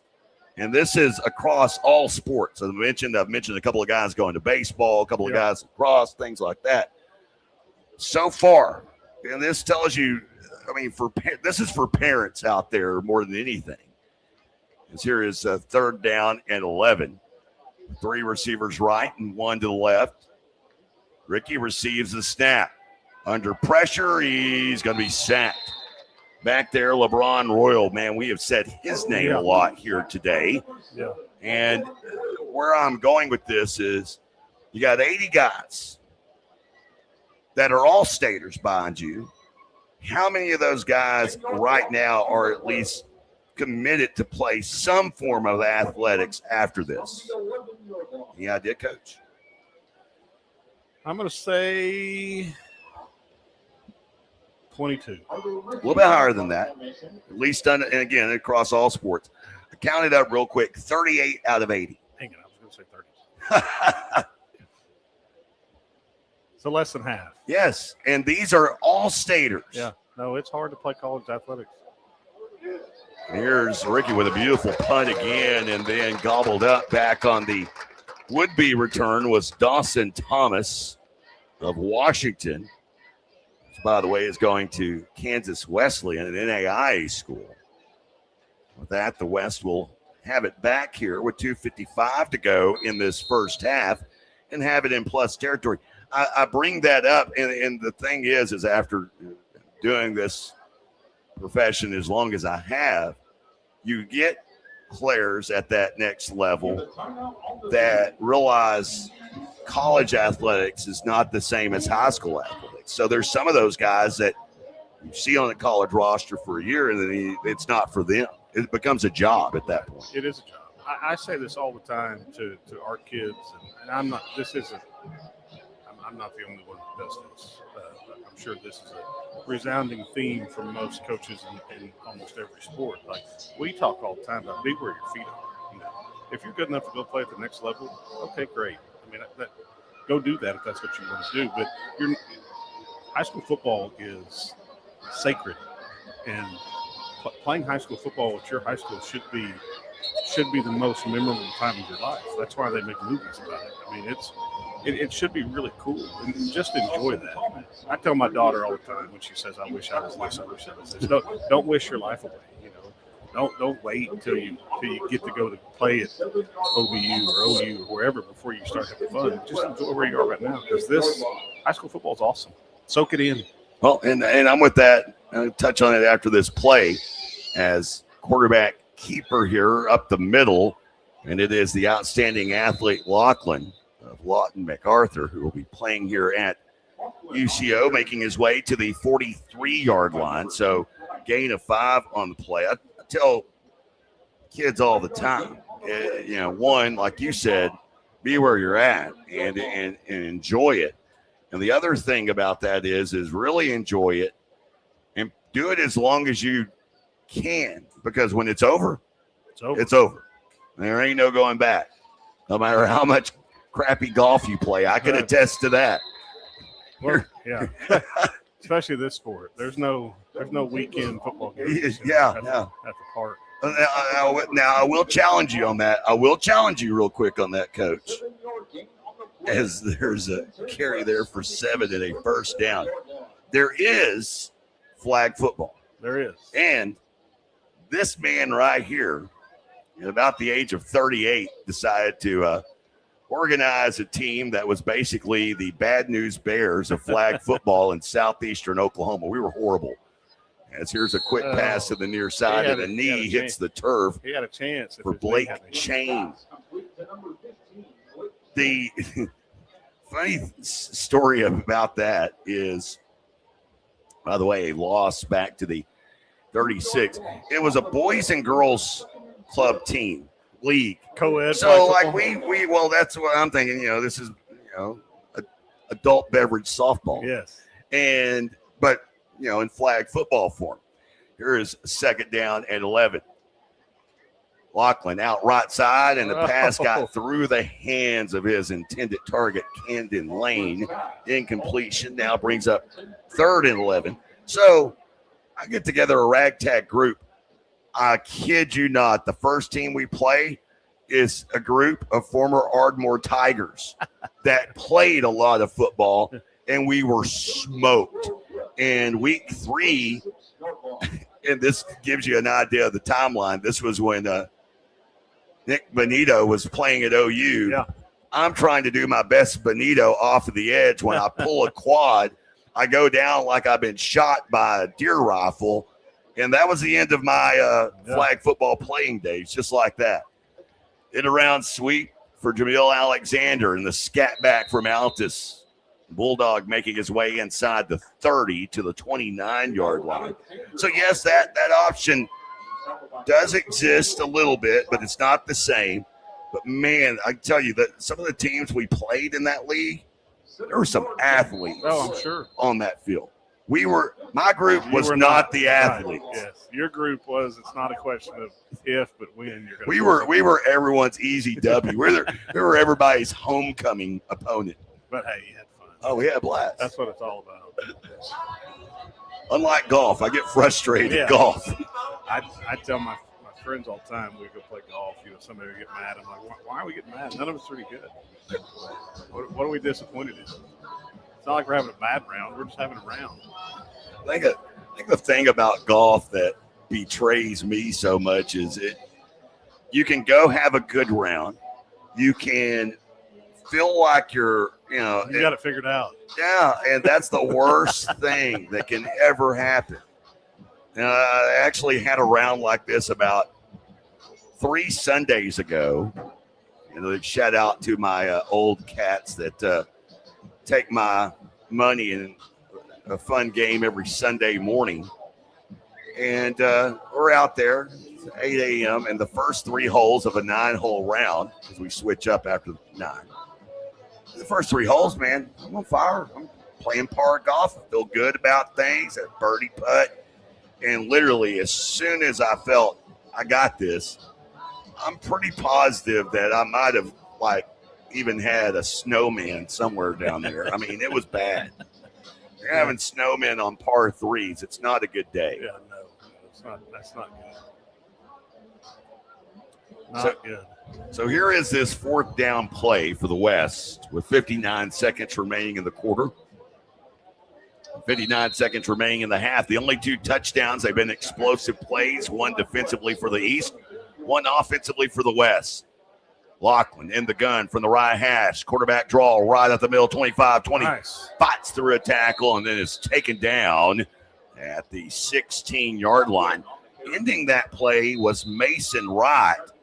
And a little bit hobbled getting up is Avian Lachlan.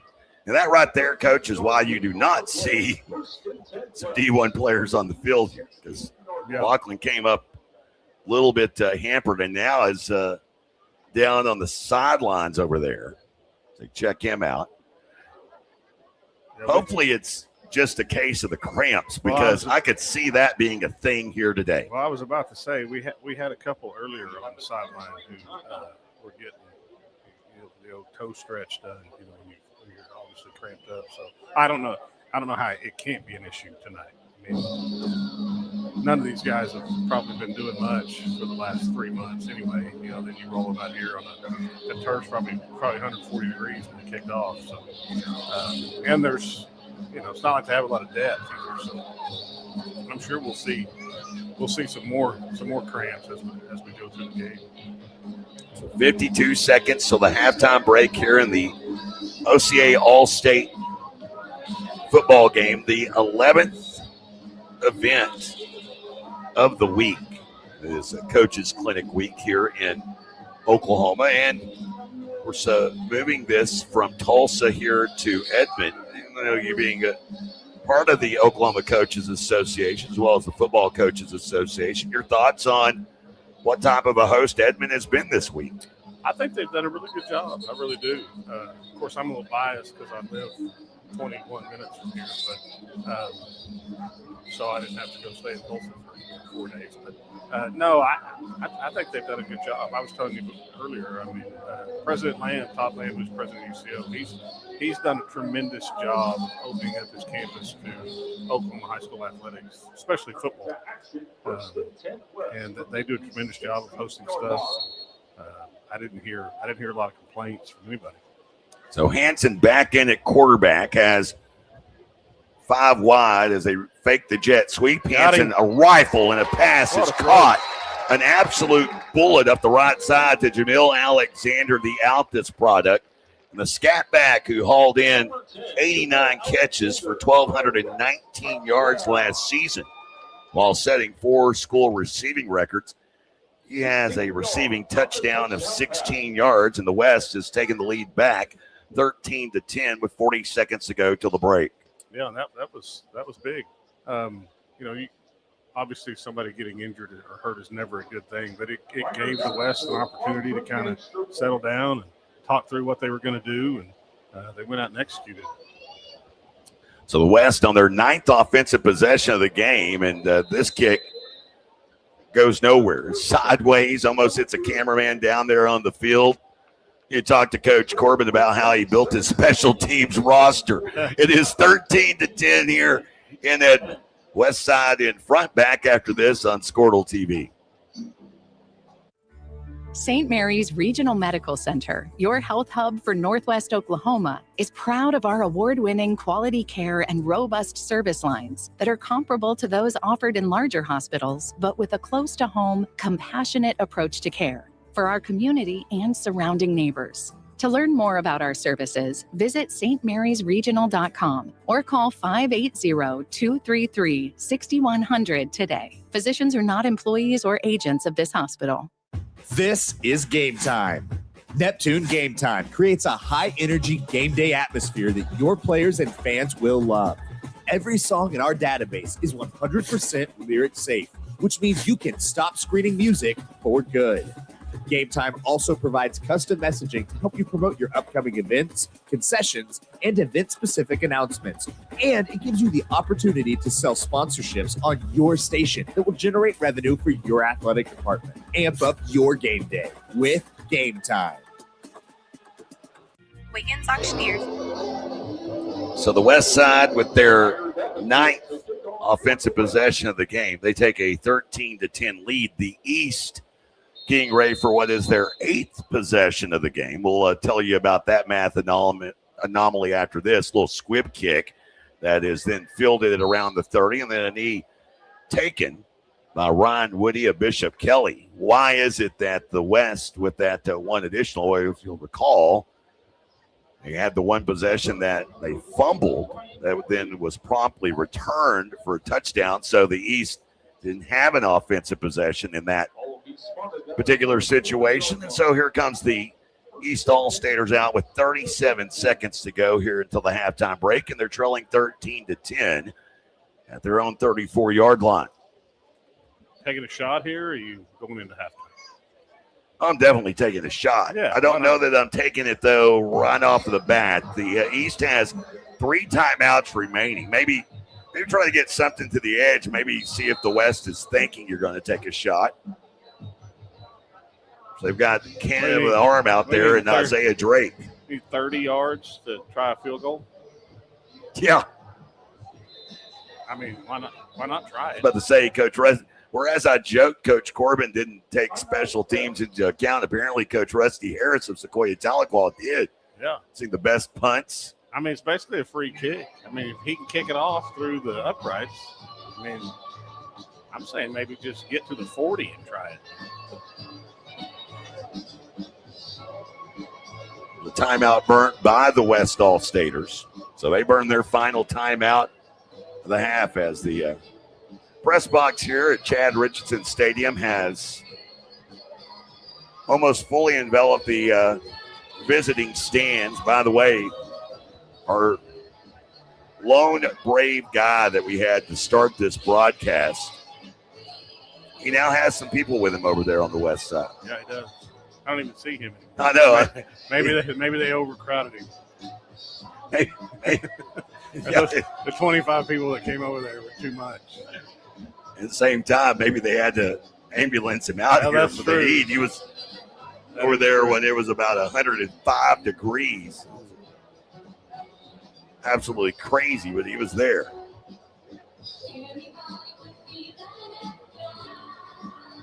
So here comes Drake, Isaiah Drake, the Walika product, Southeastern Oklahoma State commit, out with Randy Goodeagle of Hominy and tailback. That's 4 wide, 2 to each side. Snap from the left hash, moving north to south. Drake steps up into the pocket and is brought down that initial jerk of the jersey by Aiden Justice and then finished off by LeBron Royal. LeBron Royal has been a problem for the East side. You ask, what do you do? It appears that the East maybe they've got all 3 timeouts, but they haven't burnt one yet. I think they're taking this one into halftime. Maybe see how far he can throw it. I don't know. They need to get it off, though.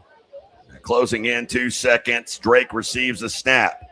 Sidearms one, and boy, that was a dangerous. Had a little pick play set up for Ryan Woody. That one, though, incomplete, and it ends the first half. The West All-State team, 13. The East All-State team, 10. Coming up, we'll take a look at the halftime stats and more after this. This is the Oklahoma Coaches Association All-State Football game. You're watching it on Squirtle TV and across the Sports Animal streaming platforms. Wiggins Auctioneers is a full-service auction company well-versed in selling farm and range land, minerals, commercial and residential properties, as well as equipment, estate, and trust liquidations. In order to better serve our clients, Wiggins Realty offers conventional for-sale listings as well as buyer representation. Whether buying or selling, auction or conventional, we want to be your trusted company. Wiggins Auctioneers, 3 generations strong and setting the standard since 1963.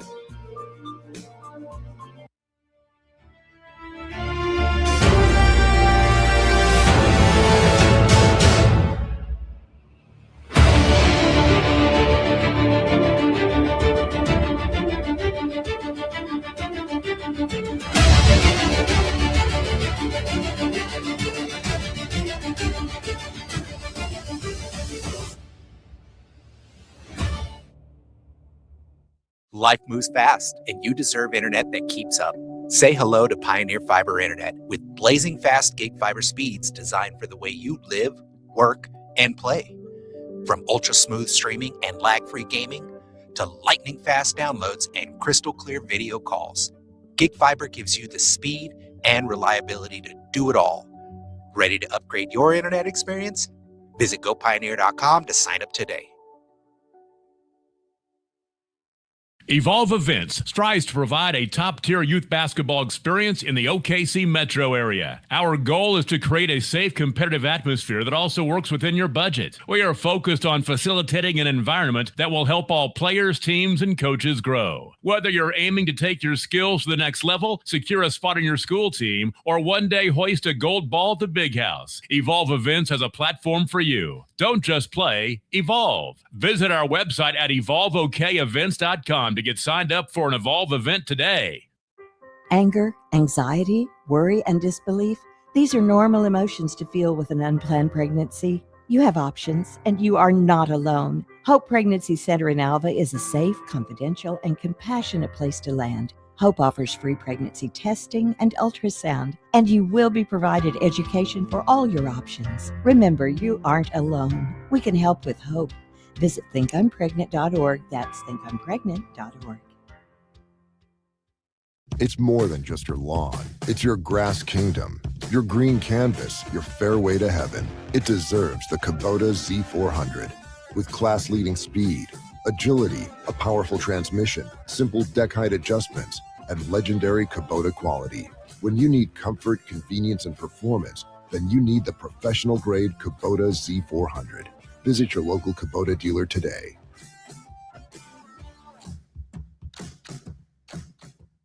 Six surgeons, 4 locations, 1 goal: to improve the health and lives of people in Oklahoma. At Oral and Maxillofacial Associates, we treat every patient like family. As the preferred dental implant and oral surgery specialist of the Oklahoma City Thunder, and with over 30 years of service to our community, we are trusted by professionals and dedicated to expert care.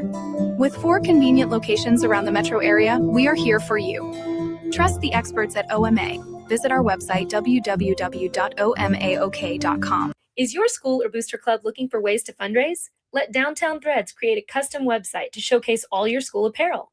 You pick the design and the garment, we do the rest. We will handle all the payments and cut you one check when the website is closed.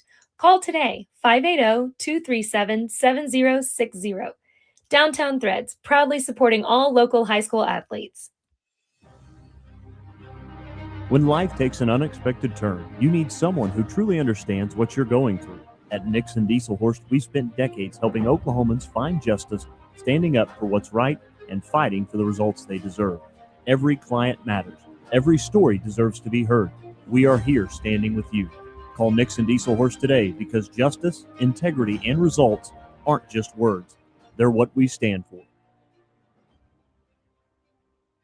The future comes fast, which is why it's important to start planning for tomorrow today. So whether you're setting aside money for something special or just safeguarding it against a rainy day, at Gateway, we've got competitive rates on a full suite of savings products.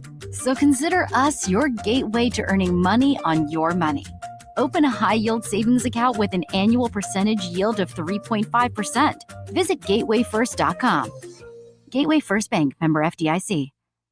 Satisfy your sweet tooth with a Brahms old-fashioned banana split. Crafted with a delicious banana, split down the middle and filled with not 1, but 3 scoops of Brahms premium ice cream flavors. To complete this masterpiece, all your favorite toppings are poured on each scoop to bring it all together in a perfect harmony of flavor. Treat yourself to an old-fashioned banana split at Brahms, where every spoonful leaves you wanting more. Farming today isn't just about hard work. It's about making smart choices. That's where Correction Line Ag and BW Fusion step in. We're redefining crop nutrition with cutting-edge biology that delivers real results. Stop relying on outdated methods. It's time for a fresh approach. CLA delivers data-driven solutions tailored for every growth stage, boosting your farm's ROI. Ready to get started? Call 833-CLA-SOIL or visit correctionlineag.com. Smarter farming starts here. Our brand, Octus Legacy Private Wealth Management, is a reflection on our commitment to our clients, each other. Welcome back, everyone. Chad Richardson Stadium here on the campus of University of Central Oklahoma. If you are tuning in and you're looking through our video screen that we have here at Squirrel TV. You're going, why are there young ladies that are in full prom attire?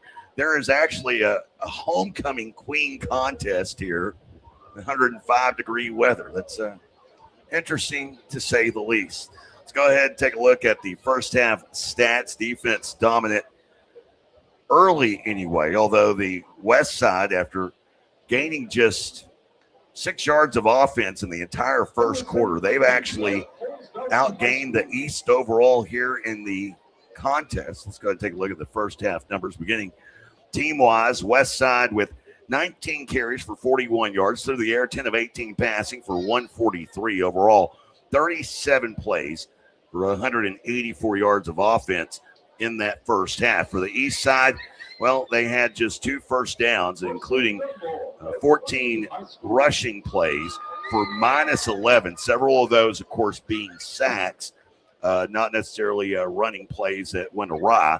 Passing-wise, just 5 of 12 through the air for 16 yards passing overall. 26 total plays of offense for just 5 yards. Yet the score is 13-10 due to a 60-yard scoop and score by Mason Wright of Vian. The one reason why this game is only a 3-point contest. Taking a look at third downs, and really this is one of those deals where the defense has really taking advantage of things. The West Side just 1 of 8 on third downs. East Side is 0 for 6. While the West All-Staters 2 of 3 on fourth downs, and the East 1 of 2.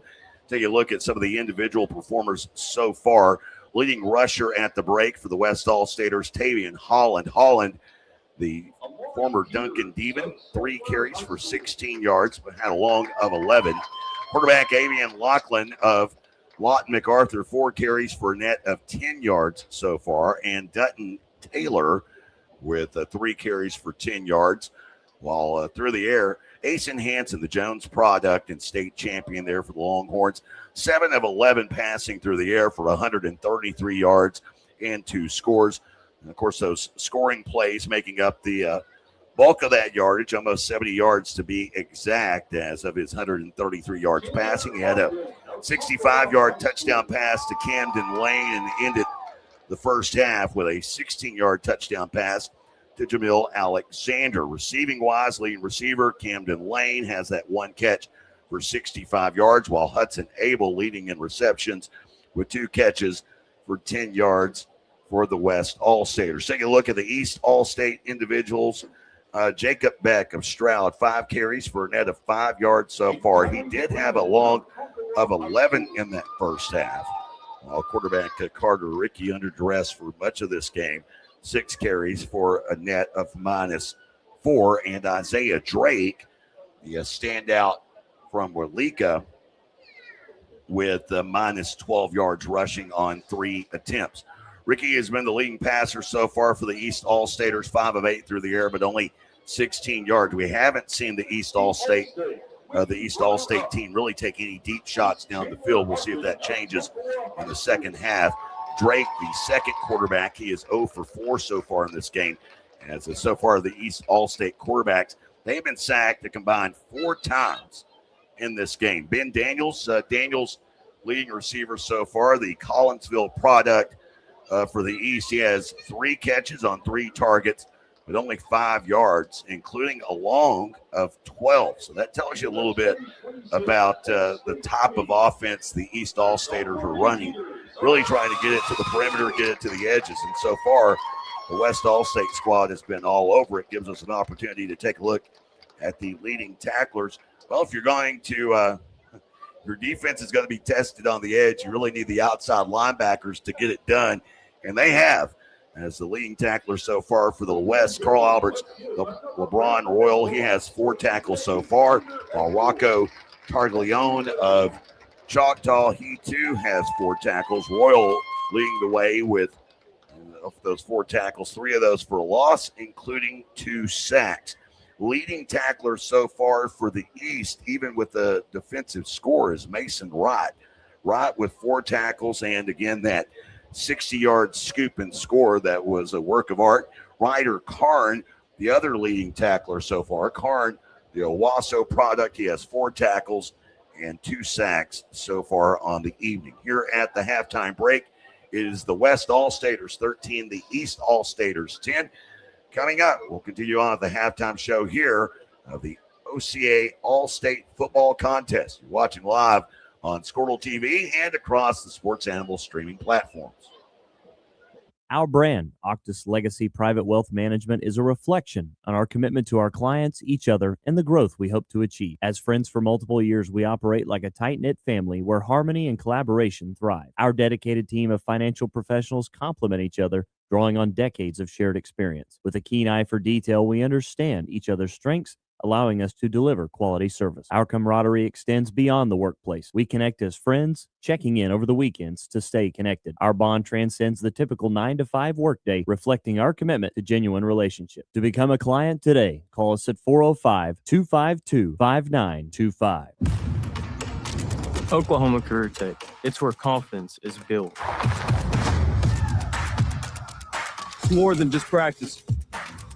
It's developing the skills to build a successful future. We're doing work that matters. To more than just us. So, when a family needs me, When my community needs me. When Oklahoma needs me, I'll be ready. For almost a century, Sooner Co-op has been at the heart of the communities they serve.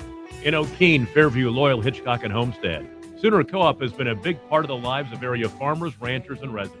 Grain handling, fertilizer, farm and ranch supplies, fuel, tire service, and the convenience store in Fairview. The Sooner Co-op is proud to serve Blaine, Major, and Kingfisher counties for almost 100 years and looks forward to 100 more. Sooner Co-op is proud of our kids, whether a Whippet, Jacket, or a Raider. Find them online at SoonerCoop.com. Ready to get back in the game? Great news. The movement experts at Physical Therapy Central can help you find relief and results and keep you off the sidelines. With over 30 convenient locations across Oklahoma City and beyond, contact PT Central today at ptcentral.org to see a physical therapist. For over a century, Sooner Plains Ag has been at the heart of our communities. Sooner Plains Ag is proud to support all area students and athletes from their hometowns and yours. Sooner Plains Ag is ready to service your grain, fertilizer, and farm supply needs. You can also fill up at one of their 2 convenience stores in Fairview and Mino. Sooner Plains Ag is honored to serve their member owners in their 4-county area for more than 100 years. Sooner Plains Ag, farmers helping farmers. It's that simple. Martin's Machine Shop, a family-owned business since 1974, serves Oklahoma, Kansas, and Texas. They offer full machine shop, welding, and metal working capabilities for repair and fabrication. Their fluid power division repairs hydraulic cylinders, pumps, motors, and valves, and includes a full inventory of 6,000 PSI hose and fittings. Give them a call at 580-227-2734 or connect through their website, www.martinsmachineshop.com, to see how they can assist you today. Welcome back, everyone. Edmond, Oklahoma, on the campus of the University of Central Oklahoma, Chad Richardson Stadium. It is the final event of Coaches Clinic Week, the Oklahoma Coaches Association All-State Football game. Jay Lindley alongside Coach Lynn Shackelford. Coach, from what you've seen so far, I mean, is this kind of what you've come accustomed to for these type of games? Or is a slow start, but again, an extremely hot day. We've seen explosive plays offensively for the West. We saw an explosive defensive play for the East. Yeah, these games are kind of hit and miss. Sometimes it kind of depends on if you can get a quarterback and maybe a wideout that have played together. That you've got a little bit more ability to make some plays early on. But defense is kind of ruled for the first quarter and a half, and then I thought the last possession that the West had it, they finally got it in a little bit of a rhythm, play calling. You can see Coach Corbin kind of getting into some rhythm and running some jet sweep stuff and then having some play action off of that and being able to do some different things to kind of keep the East off balance a little bit. So it'll be interesting to see what adjustments they make at halftime, even though I think that's an overblown statement for people to make. But I do think in situations like this, when you haven't been around these kids, halftime's kind of like your 4th practice, so you get to at least go in and be like, okay, these are some things that worked well for us in the first half. We're going to build off of that a little bit, maybe take a shot or two here or there. This next question is more a question for the viewing public, so to speak, because and I've seen fans do this forever. Fans in general think, they're athletes. It's easy. You watch a game like this where you know that you're dealing with some of the top high school athletes in the state. You see the discombobulation. How much does that, I guess, heighten how important chemistry, practice, all the things you guys do? It's the only sport where you practice more than you play. Yeah. It's the only one. I mean, you practice all week to play one game. You don't do that in baseball. You don't do that in basketball. You don't do it in soccer. You don't do that in softball. I mean, it's the only one. There's a reason why, because it takes a while. It takes some continuity. It takes, especially up front on the offensive line. I mean, those guys have got to be able to play together, and they've got to be able to react to what the other one's doing in different kinds of schemes. And you can maybe get away with that sometimes, but you got your offensive linemen out here against some of the best defensive linemen in the state who don't have to do that. I was about to say, the defensive linemen are getting to pin their ears back. They're just playing. So I think there's obviously, yes, there's a lot to that. But I do think I think the coaches have done a really good job of trying to scheme some things up. Both sides have had some opportunities to take some shots downfield. They just either missed or the quarterback didn't see it or whatever. So I'm sure those notes were taken, and they'll come back to some of that stuff in the second half. And I bet we see a few more downfield shots in the second half. But for the most part, yeah. I mean, it's kind of like what you see in a lot of all-state games, all-star games. I mean, defense normally outshines the offense for the most part. But it's been fun. It's a lot more fun sitting up here than I'm sure it's been there. Loving the AC at the press box here at Richardson Stadium. Second half around the corner, the West All-Staters right now holding on to a 3-point advantage. 13-10 our score. Second half around the corner after this on Squirtle TV and streaming across the Sports Animal streaming platforms. For a bank that's big enough to serve you, but small enough to know you, turn to Alva State Bank. Whether you're opening your first checking account, going to college, starting a small business, planning a wedding, or having a baby, Alva State Bank is here for all of life's milestones. To learn more, visit any Alva State Bank branch or go online to alvastatebank.com. Alva State Bank. They plant roots where others have branches. Member FDIC, an equal housing lender. Born and raised in Edmond, Oklahoma, Trevor Randall is very familiar with the area and the Oklahoma economy. Trevor enjoys helping customers just like you identify the insurance coverage that best fits their needs. With over 19 years of experience to help you better understand the options, whether that's auto, home, renters, business insurance, and more. So give Randall Insurance Agency a call at 405-341-7878 and let us help you get the protection you need with the service you deserve. Are you looking for a local, reliable propane provider? Earnhardt Oil and Propane has been serving customers throughout Oklahoma since 1971. Let them tailor a pricing option to fit your budget. Avoid winter price spikes with easy pay, steady, predictable monthly payments you can count on. Need more fuel options? They also offer bulk fuel delivery, DEF, lubricants, and supplies for your business, all at competitive prices. For reliability 3 generations strong, call Earnhardt Oil and Propane at 866-270-1279 or visit www.earnhardtpropane.com. Dr. Matt Dieselhorst at Dieselhorst Sports and Orthopedics can help you get game day ready. Dr. Dieselhorst works with athletes of all ages, taking a coordinated approach to accelerate return to play and maximize athletic performance. His work with pros in sports training, injury prevention, bracing, functional rehabilitation, and imaging works seamlessly with his medical and surgical expertise. Get started by going to Dieselhorst Sports and Orthopedics. Let Dr. Matt Dieselhorst get you back on the field, backing all Oklahoma athletes on the field and off.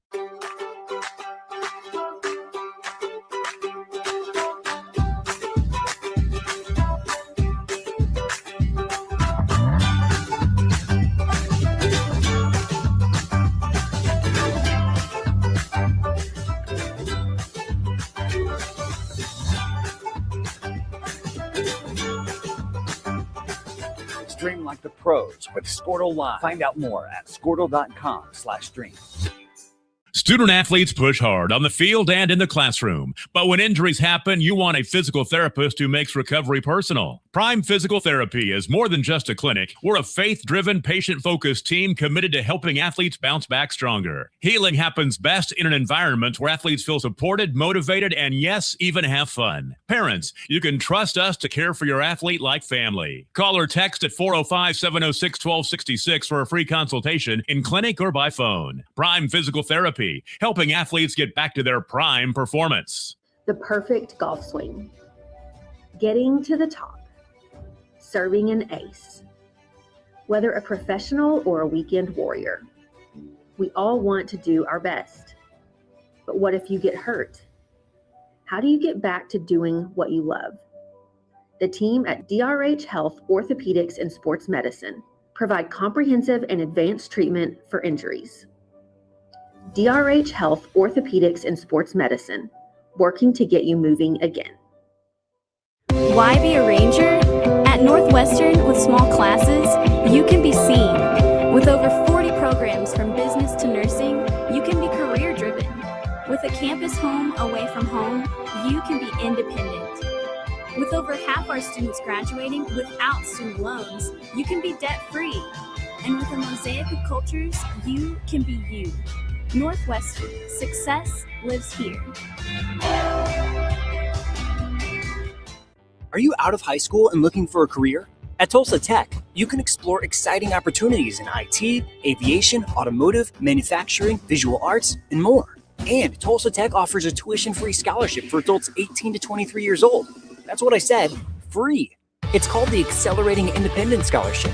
It's like fast-tracking into a career you love, can make money in, and a career with a future. Find out more about Tulsa Tech's Accelerating Independent Scholarship at tulsatech.edu.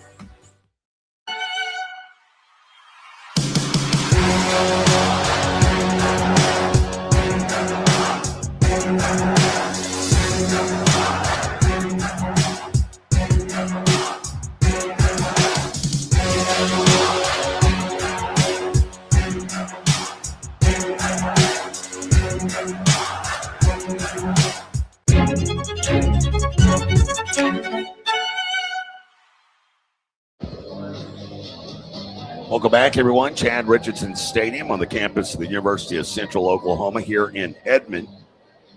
Jay Lindley alongside Coach Lynn Shackelford. Also, we don't have camera operators today. We do, obviously, because you're watching, but those would be the production of the University of Central Oklahoma. We actually have two producers on site, Tyler Kerr and Josh Nelson, and it's Josh handling the third quarter production duties here as we get set for the start of the third, 13-10, as you said, Coach. West All State in front, and with just 24 minutes to go here in this one, I'm with you. I would expect some shots down the field here for both sides, liven it up a little bit. Yeah, why not? Let's see if we can take the top off a little bit. E's going to get the ball first, isn't that right? Yes. So we'll see. We'll see what they came up with at halftime. But my guess is you take the few things that kind of work well for you and try to do the complementary plays to that. Maybe you even start right here. So we'll see. Should be a fun second half. And one thing, are you a little bit surprised, or do you anticipate? I guess that's the proper way to say it. Do you anticipate this? We really didn't see any sort of trick plays in that first half. No, I mean, surely you put something in, right? I mean, it's an all-state game. You got to try to have fun. And, you probably got, somebody playing running back that also played quarterback, or somebody playing wide out that played quarterback before, a defensive back that's a quarterback that you could substitute in and do something with. So the East obviously has a defensive back that's a kicker. Certainly. Yeah. Certainly that's somewhere in the roster. Yeah. So, I would anticipate something like that. Maybe we get something right off the bat. That'd be kind of fun. But I don't think either one of them are going to make a living just trying to run the football between the tackles. That was a fruitless effort at best in the first half. So maybe we'll see it and try to air it out a little bit. We're going watermelon style on the kick again. Yep. you know, if you I've seen some people do this that are really good at it. If you can get good at like hitting the ends and get it to spin as you kick it, it's funny a you say problem. that because I'm trying to think, and I know the kid. If I can just think about it here, there's a little squib that this one filled it like immediately, like a shortstop over there. Yeah, just short of midfield at the 48. Who's the kicker that was at Oklahoma State, then was at the Dallas Cowboys, would go on and kick for the Vikings? Bailey did that, if you recall, against the Atlanta Falcons. And he's an Oklahoma boy, isn't he? A Southwest Covenant? I think you're correct. So at the 49-yard line, their own 49, the East will begin this drive. Great field position, great spot of the field to take a shot or run a trick play or something like that. So they have Isaiah Drake coming out along with Randy Goodeagle. Receiver to the far left side of the field is Schwickerath. And it's Drake. And a horse collar tackle almost. And down goes Drake viciously as making that tackle behind the line of scrimmage. Is Royal. And, man, Royal is certainly I'm not sure running it at number 7 in red is I mean, I might try something different, especially if you don't block him, which nobody did. Kind of like from the movie Dodgeball. Interesting strategy, Yes. Cotton. Let's see how that works out for him. Yeah. In that case, it didn't. Of course, I don't know what you do with him. I don't think he's gotten blocked once today. And here's Drake, pressure off the backside edge, eludes that pressure, but there as he recalibrates is met in the backfield. Getting back there to make that stop was Harrington. Harrington, the Piedmont product. Loss all the way back to the 39-yard line. A 9-yard loss brings up third down and 20. Going the wrong direction here for sure. 10:40, counting down. First possession of the second half for the East. And overall, their 9th offensive possession of the game. There we go. And here's a shot down the left side that is incomplete. His intended man over there was Schwickerath. And over there on the far side, defending. That was Bridge Barrett of Sulphur. Yeah. By the way, we've talked about how this is a kind of a Division II futures game. Barrett, the Sulphur product, going to Northwestern Oklahoma State there in Alva. Ride, Rangers, ride. And I'm pretty sure that Adam Dieselhorst, with his recruiting here on Squirtle, probably helped Barrett make that decision with all the Rangers ads we see on Squirtle TV. The punt's going to be down inside the 25. Not a bad punt. I kid, Adam. I kid. At the 25-yard line, 10:19 to go. Well, hopefully the West is a little bit more productive than the East on their opening possession. Well, and think about this, Coach. With that, the East is now negative yardage so far in this game. They have ran 29 total plays, and they are a -5 in yardage so far. That's less than ideal for sure.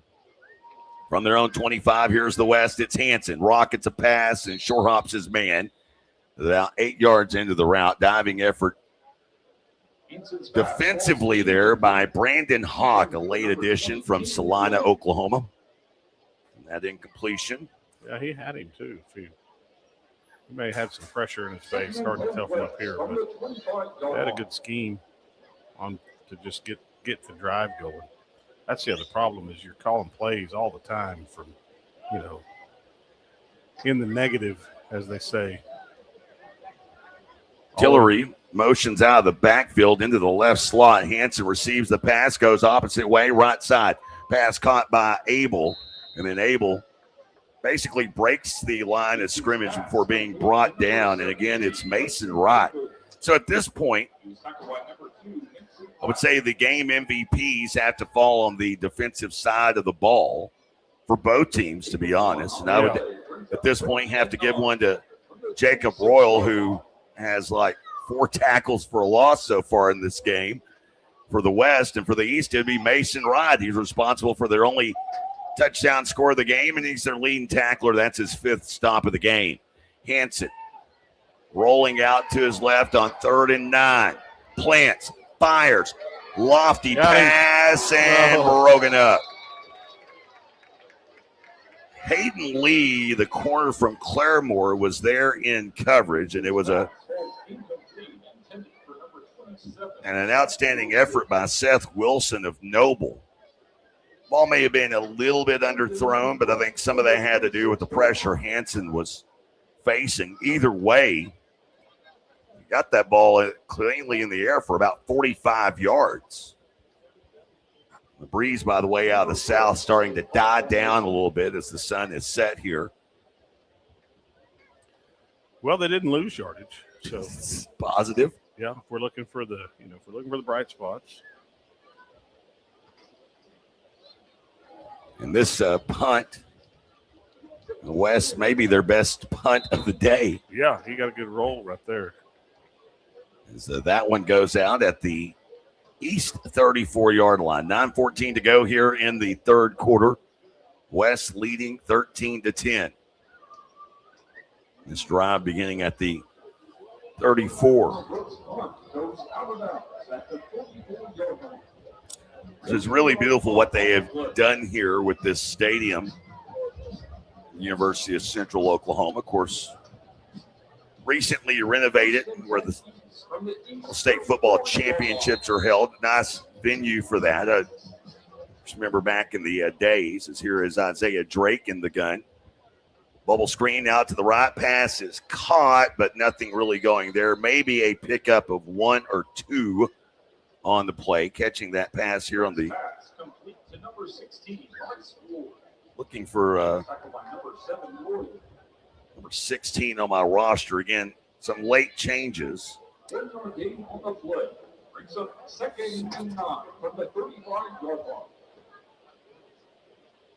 Had a few like that. Bryce Ward from Cushing. There we go. Pass rolled incomplete. Remember back in the day when the OSSA would hold all these state football championships in Stillwater at Oklahoma State. And that was outstanding. I love the centrally located bit of having all your state title games in one facility, one venue, back-to-back weekends. Of course, the OSSA slid away from that for a little while. As here is Drake looking to pass, pumps once, now over the middle, pass is caught at midfield. Stiff-arming his way inside West territory and inside the 45, down to the 42-yard line is Ty Guest of Metro Christian on that grab. And it's all the way down to the 42-yard line of the West. In all, it's a 25-yard pickup. That's a great throw, too. Especially being under duress, set his feet, and just ripped it. And while I liked having those state title games at Oklahoma State, with the exception of like a Union back then, obviously, a Jinx Union matchup, the place would look half empty. Yeah.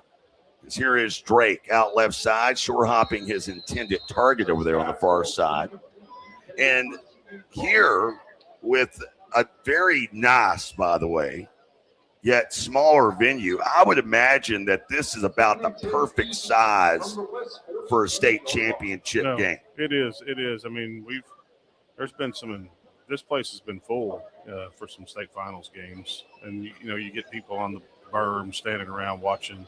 The atmosphere is incredible for a high school football game, especially for small schools. You don't get an opportunity to play in places like this. And of course, more people come because it's state finals. But it's really cool. UCO does a really good job. Drake up the right side in double coverage, and taking the brunt of that was the near side official, as his intended target was Schrickerath over there on the near side. And again, I mean, like I said, I liked it being at Boone Pickens. Got to call a lot of games there at Boone Pickens. I can tell you this. Of the 25 state title games I called at Boone Pickens, all 25 of those, I needed to have some high-powered binoculars from up there on the rooftop. Here, all I need is my contacts. This is about the perfect viewing level. I can see it all. Yeah, no, this is great. Drake to pass out left side. It is hauled in at the 39, trying to make his way upfield and up the left hash. Down at the 36 is Schrickerath. Yeah, seemingly starting to create a little chemistry there between those two, as pretty much that's where Drake's gone with the ball the last 3 passing attempts. Yeah, not a bad place to go. I mean, he's a good-looking kid. Big down here for the East. You need to find a way to get this first down and keep this drive going and keep this momentum going. At the 6-yard pickup brings up 4th down and 4.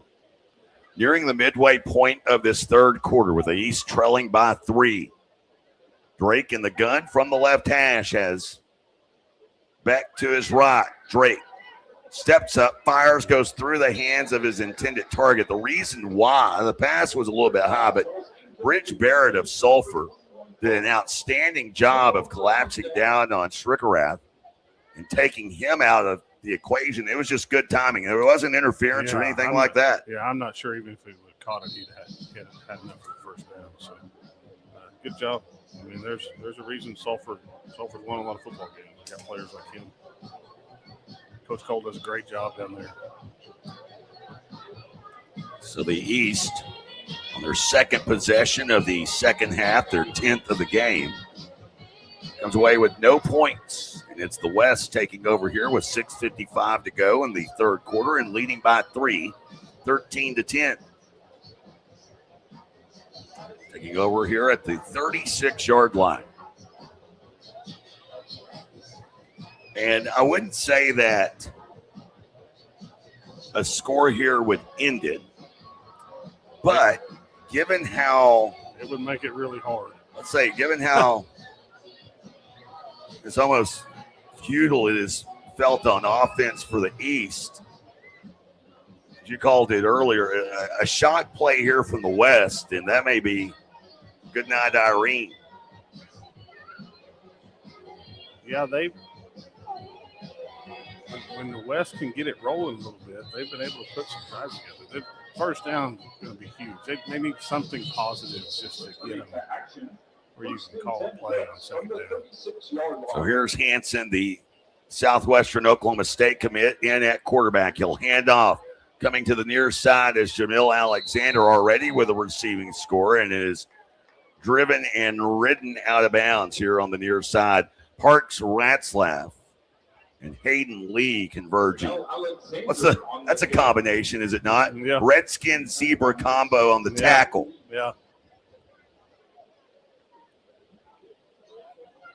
See if they come off of their jet sweep stuff here in the next few plays and take another shot. They scored a touchdown off of it earlier and had a guy running wide open down the field. So I bet we see that again sooner than later. Trips to the right, Holland in motion out of the backfield. Swing pass to that side, 40, 45, and up the numbers across midfield. Big game for Holland, who's had quite the evening so far. That pick up a gain of 15 and another first down for the West. And if you watch Choctaw play, you watch Coach Corbin call plays, I mean, it's a lot of stuff on the perimeter. It's a lot of bubble screens, a lot of tunnel screens, a lot of that. Motion the back out, throw it to him. Get playmakers the ball in space is a pretty good way to go about it. Holland, as I mentioned earlier, will be going to Southern Nazarene, and he's had quite the game here tonight. Hanson, bubble screen to the right. That one blown up, taken out of the play quickly over there on the far side of the field was the receiver Kason Blair of Kingfisher, and somebody copy that, use it as a teaching tape on how you tackle. Perfect wrap-up technique there, and a lost play, or not a loss, excuse me, only a gain of 1. That was a very hard-earned yard there, Coach. Yeah, it was. Yeah. Well, you won just sidestep out of bounds. Here's a sidestep pass to the left. to the 30, 25, and near the 20-yard line. Taken down for the West is Blake Chain, the standout from Sealing, Oklahoma. And another first down pickup for the West. They're starting to move, a gain of 24 yards. And Hansen, whose accuracy early we talked about, I mean, again, this is a guy that completed 71% of his pass attempts for his career. He was nearly 80% last season. He completed 77% of his attempts last year. He started the game a bit shaky, but, man, he seems to have dialed it in here in the last couple of quarters. Hansen rolling to his right, running out of wiggle room, and then throws it away. The intelligent play there for the quarterback that was being pressured over there on the far side by Hunter Smith of Salisaw. The guy he was wanting to throw it to fell down right as he started the boot. He had a post corner that may have been there, but he fell down on the cut. So the clock stopped, dead up, 5 minutes to go here in this third. The West trying to make it a commanding 2-score lead. 2nd and 10 from the East 22. Swing pass to Holland out of the backfield, right side, makes a cut. And taken down at around the 16-yard line, rolled up there, making that tackle on the far side. Parks Ratzlaff. They're going to fake that in a minute, throw it down the seam. I would hold it, though. I wouldn't do it right now. I'd do it at the other side of the field, but I would certainly watch for that. That a gain of 8. Here's 3rd and 2. Oh, good run. And, boy, a tough spot there. I thought he had it. I thought he got it. This will be big right here. And Holland, they do motion first down. That, although I will say, from our vantage point, it is. Well, they're sure not going to measure it. No. Not good on July 30th. That's a first down, boys. Let's go. Well, it's kind of like I said last night during the All-State basketball game. And so here is Hansen on 1st and 10, hauling out of the backfield to the right, and it's the quarterback Hansen inside the 10, and it's down at around the 8-yard line with a gain of 4. You know, we joke. I mean, I know you guys, coaches, I know you guys get a little crossways with officials on Friday nights. And as an announcer, collegiately and high school-wise, I do as well. But it is a thankless job. And I'm sure on a night like tonight, as here's Hansen handing off to Holland, spins out of a tackle, back inside the 10, but back only to the original line of scrimmage at the 8. That I'm sure these officials would prefer their regular season outings for the crowd to be like they are right now. For sure, and the coaches. It's a little bit more laid back. Yeah. There's, not as much.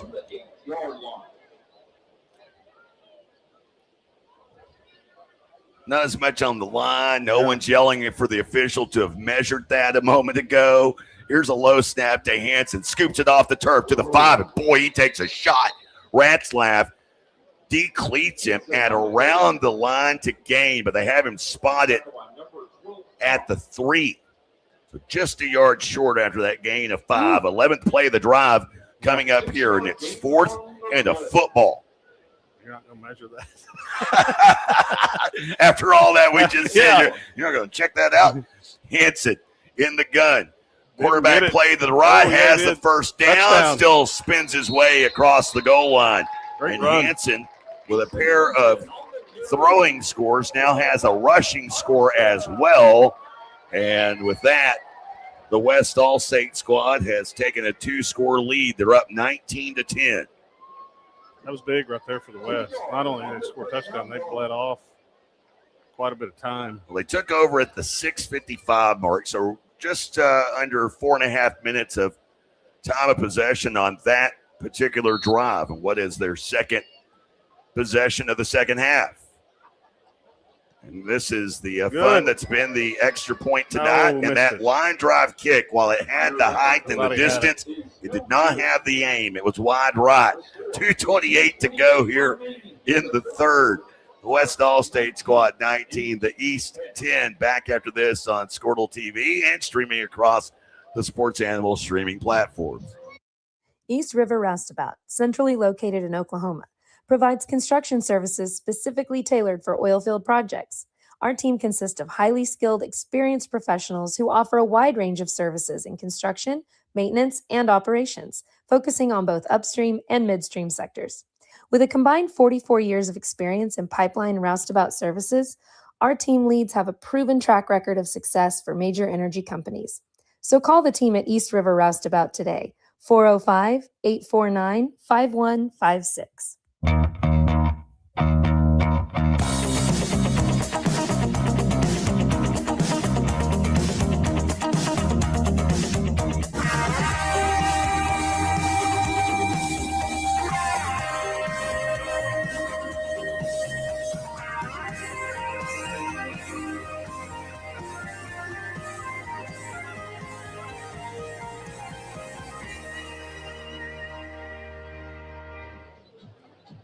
Welcome back, everyone. West All-Staters on the scoreboard after an 11-play drive that covers 64 yards and just shy of 4.5 minutes time of possession. It is the West leading 19-10 after the missed extra point.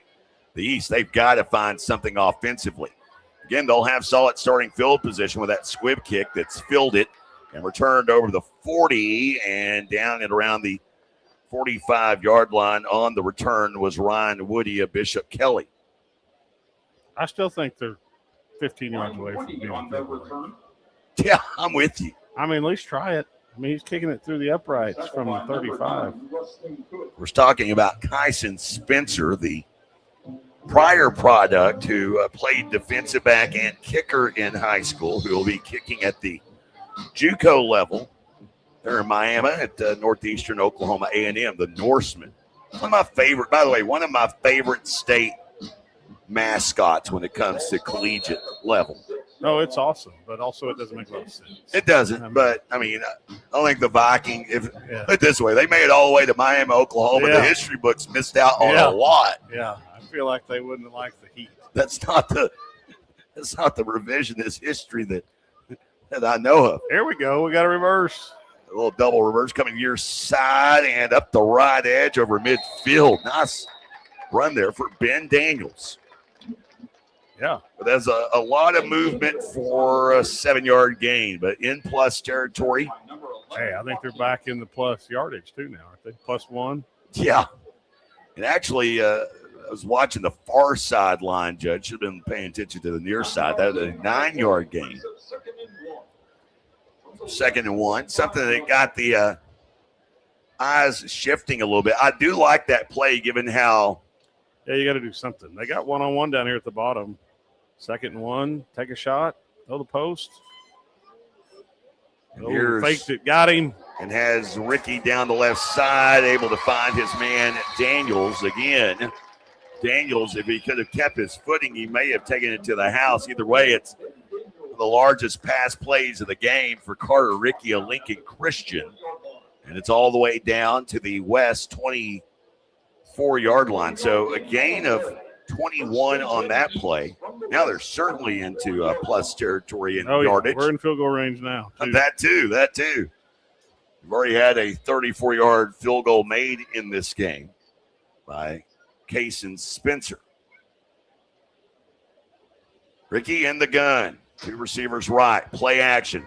Stops, and that one batted back into his face with a little shove after the fact. That coming from Luke DeBusk, a 6'1", 230-pounder out of Jones. As I mentioned, all-state baseball player as well. But look at his numbers for his career. 322 career tackles, 16 of those for a loss, 7 sacks, those coming this season, 4 interceptions, and 6 fumble recoveries. Well, there's a reason Jones played here in December. That kid's like him. So that incompletion brings up the 4th play of the drive, and it's 2nd down and 10. Closing in, though, on the red zone. Ricky receives a snap, runs behind a pair of blockers to the right, muscles his way to the 21-yard line. Gain of 3 on the play, 3rd down and 7. Awaiting the East with 1:13 to go here in the 3rd. This is big right here. I mean, I know I was joking about the field goal, but You don't want to lose yardage here for sure. That's what I was about to say. That's the big thing. Yeah. I mean, a field goal gets you to a one-score game. I mean, I know obviously you're trying to get the first down, but now it's our first penalty. A false start. We spoke it into existence. Yes.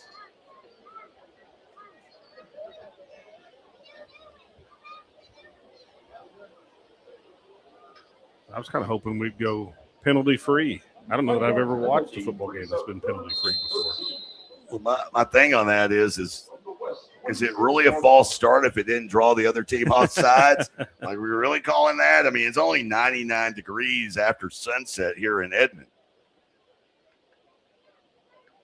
Sugarrath in motion. Ricky fakes the run. Now rolls out, throws right, pass broken up. Great job getting back defensively for the West. And closing that ground was Briar Davenport of Wynnewood. He's not a great kicker, but he's a heck of a defensive back from what we've seen. He's had a couple of passes defended in this game. Yeah, that was big right there because they had him a little post corner route off that fake quarterback power. Kyson Spencer now will come out. He's already hit from 34. That was with the wind at his back. This will be between the hashes and will be a 44-yard attempt. A late arrival to the party, Randy Goodeagle. It's over on the far side. Of course, they can't rush. And now a timeout taken by the East.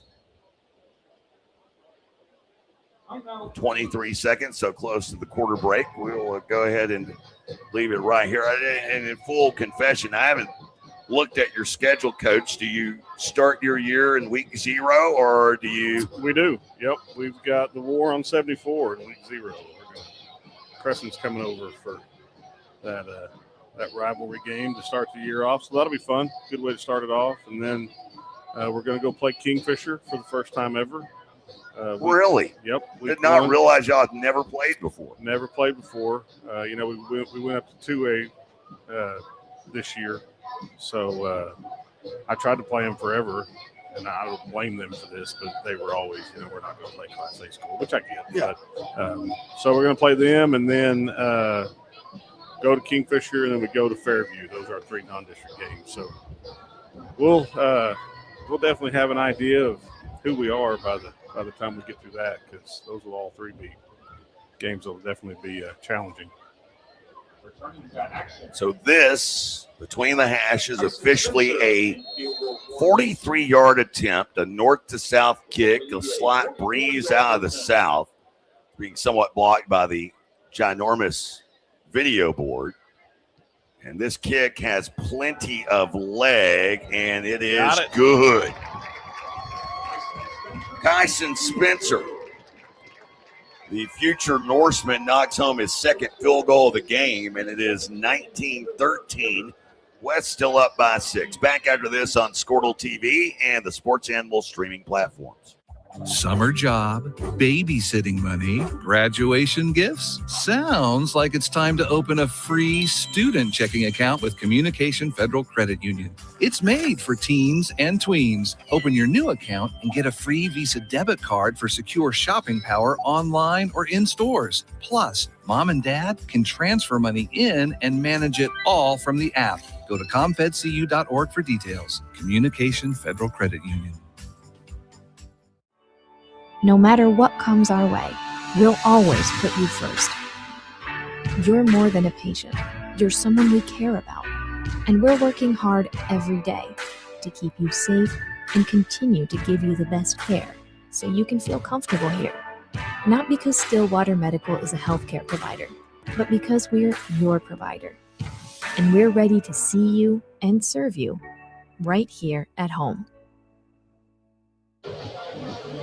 Welcome back, everyone. 16 seconds remaining till the quarter break. The East capping off a 6-play drive that culminates in a 44-yard field goal from Kyson Spencer Pryor. He's hit from 34, now 44. That one into a south wind, and here he is to boot into that south wind, and plenty of leg again. This one, though, held up and will be returned from the 3. Out over the 20, chance. 30. See ya. Could be a house call.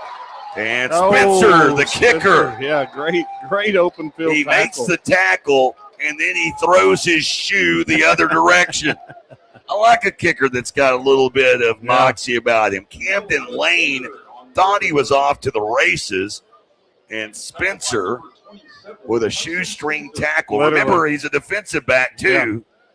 Literally a shoestring tackle. And then took his shoe and promptly threw it about 10 yards the other direction.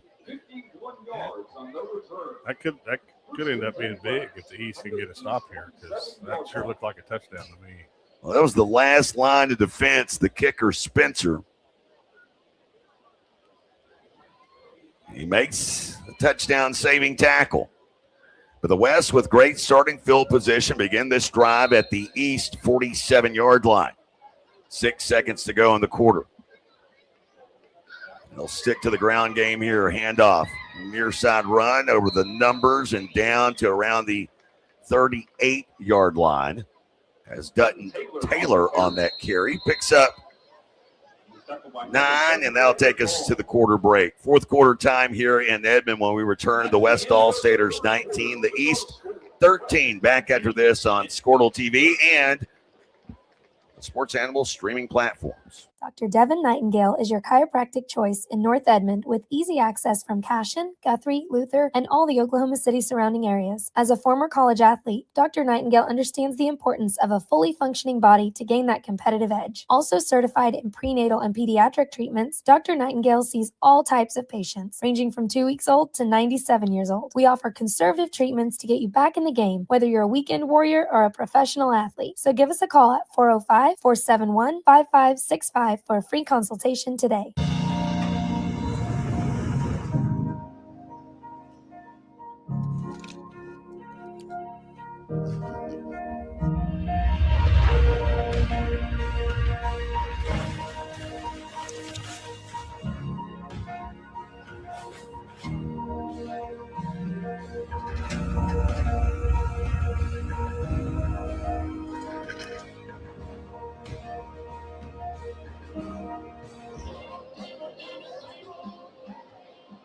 Welcome back, everyone. Fourth quarter time here in Edmond, Chad Richardson Stadium. It is the site of the Oklahoma Coaches Association All-State Football game, the final game of 11 festivities, 11 games, I should say,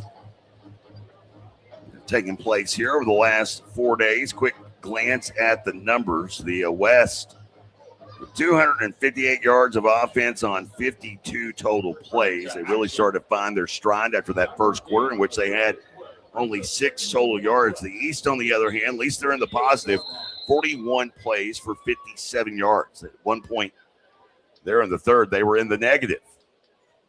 Here's a handoff up the middle to Taylor. He fumbles the football as I believe the West was able to retrieve it. And retrieve it for a first down, it appears. Caught a break there. I think it bounced right back to him. Recovered by Taylor. And it did. Initially, he was going to be short of the first down, too. It's kind of huge. He was hit at around the 38, and when he ends up on top of it, it's at the 36. So first down now and 10 from the left hash. Hanson receives the snap, looks left, in trouble. Now steps, fires, has a man through his hands. With a step on the defender was Boomer Brooks of Marlowe. And that one, he just, I don't know if he didn't see it. Because, I mean, it went right through his hands. It's hard to tell up here, like, what angle the defensive back, maybe lost it in his arms or something. I don't know. Good play call. They pumped the bubble screen and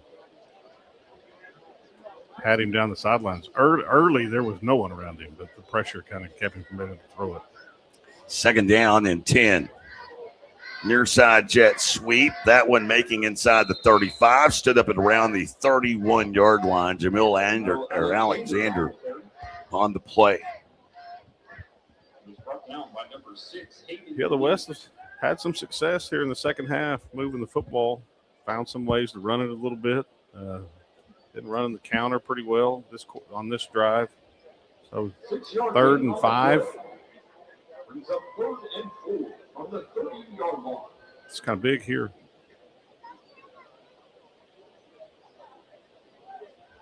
So 3rd down here. Line to gain the 26. Snap will come from the right hash. Left to right, handoff up the middle. It is Taylor again, stuck, but he keeps his legs pushing backwards, and I think he got it. Lost the headgear, but has enough for a first down, it appears. Yeah, I think so. That's first down for sure. So here comes the 6th play of the drive, and maybe more importantly, with a 6-point lead, the West milking some clock here. I think after this play, they will have taken 2 minutes off of the 4th quarter clock. Tailback to the left of the quarterback, Hansen, is White Tillery. Sends a receiver in motion. Hansen keeping it on his own. Bounces it out near side. He's corralled and taken down here on the near side. Making that tackle, Quentin Box of Allen. His dad's a head coach, or was. 1-yard gain on the play. Brings up 2nd and 9. So gain only to the 25-yard line. While he is exit stage left, I'd like to say thank you to Josh Nelson for bringing me in some Raising Cane's. Have a thing. I don't eat before broadcast, but I'll certainly eat on the ride home.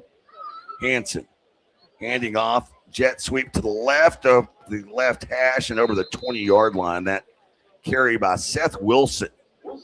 Wilson has it all the way down to the 18-yard line, excuse me. Pickup of 7. Here comes the 8th play of the drive. And, Coach, they've already worked off 2.5 minutes of game clock here in the 4th. Yeah, no, they've got a pretty good plan. Attacking the perimeter and then coming off of that with some runs inside. Hansen with a bubble screen throw to the left, had 4 receivers stacked over there. He kept his footing up the sideline. It makes it all the way down to the 1. Boomer Brooks, who had that would-be touchdown pass go through his hands. He about redeemed himself there. It's all the way down to the 1. Now, I gave that thank you a moment ago to Mr. Nelson. Give it to you again. Thank you for the Raising Cane, sir. He wasn't in the room. And timeout taken here with 8:56 to go in the 4th. We'll take it with him. 19-13, West All State in front. Back after this on Squirtle TV. St. Mary's Regional Medical Center, your health hub for Northwest Oklahoma, is proud of our award-winning quality care and robust service lines that are comparable to those offered in larger hospitals, but with a close-to-home, compassionate approach to care for our community and surrounding neighbors. To learn more about our services, visit stmarysregional.com or call 580-233-6100 today. Physicians are not employees or agents of this hospital. This is Game Time. Neptune Game Time creates a high-energy game day atmosphere that your players and fans will love. Every song in our database is 100% lyric safe, which means you can stop screening music for good. Game Time also provides custom messaging to help you promote your upcoming events, concessions, and event-specific announcements. And it gives you the opportunity to sell sponsorships on your station that will generate revenue for your athletic department. Amp up your game day with Game Time. Wiggins Auctioneers is a... Welcome back, everyone. 8:56 to go here in the 4th. Jay Lumley alongside Coach Lynn Shackelford. 1st and goal from the 1, and a heavy package here for Hansen, the quarterback in the West. And now they shift it out. 4 receivers to the left. Quarterback draw, perhaps. Snap back to Hansen up the middle. It was a draw. He is met. And they're going back to my dodgeball reference earlier. Interesting strategy. Let's see how it works out for him. As Kellen Fry of Cushing came through to make that stop, and a loss of 3 back to the 4. This is big here for the East. They really need to find a way to keep them out of the end zone. Fry going to East Central to be a Tiger. Hansen in the gun, receives the snap, handoff up the middle, and nearly walking in untouched is Tavian Holland of Duncan. So with that, the West has taken a controlling 2-score lead, and it's not one that a field goal for the East going to draw them back within a score. Now they're at a point where they got to find a way to score some touchdowns. Yeah, and they haven't been able to really even threaten that yet. So it's a tall task for the East at this point. And a drive that eats up just shy of 4 minutes of game clock.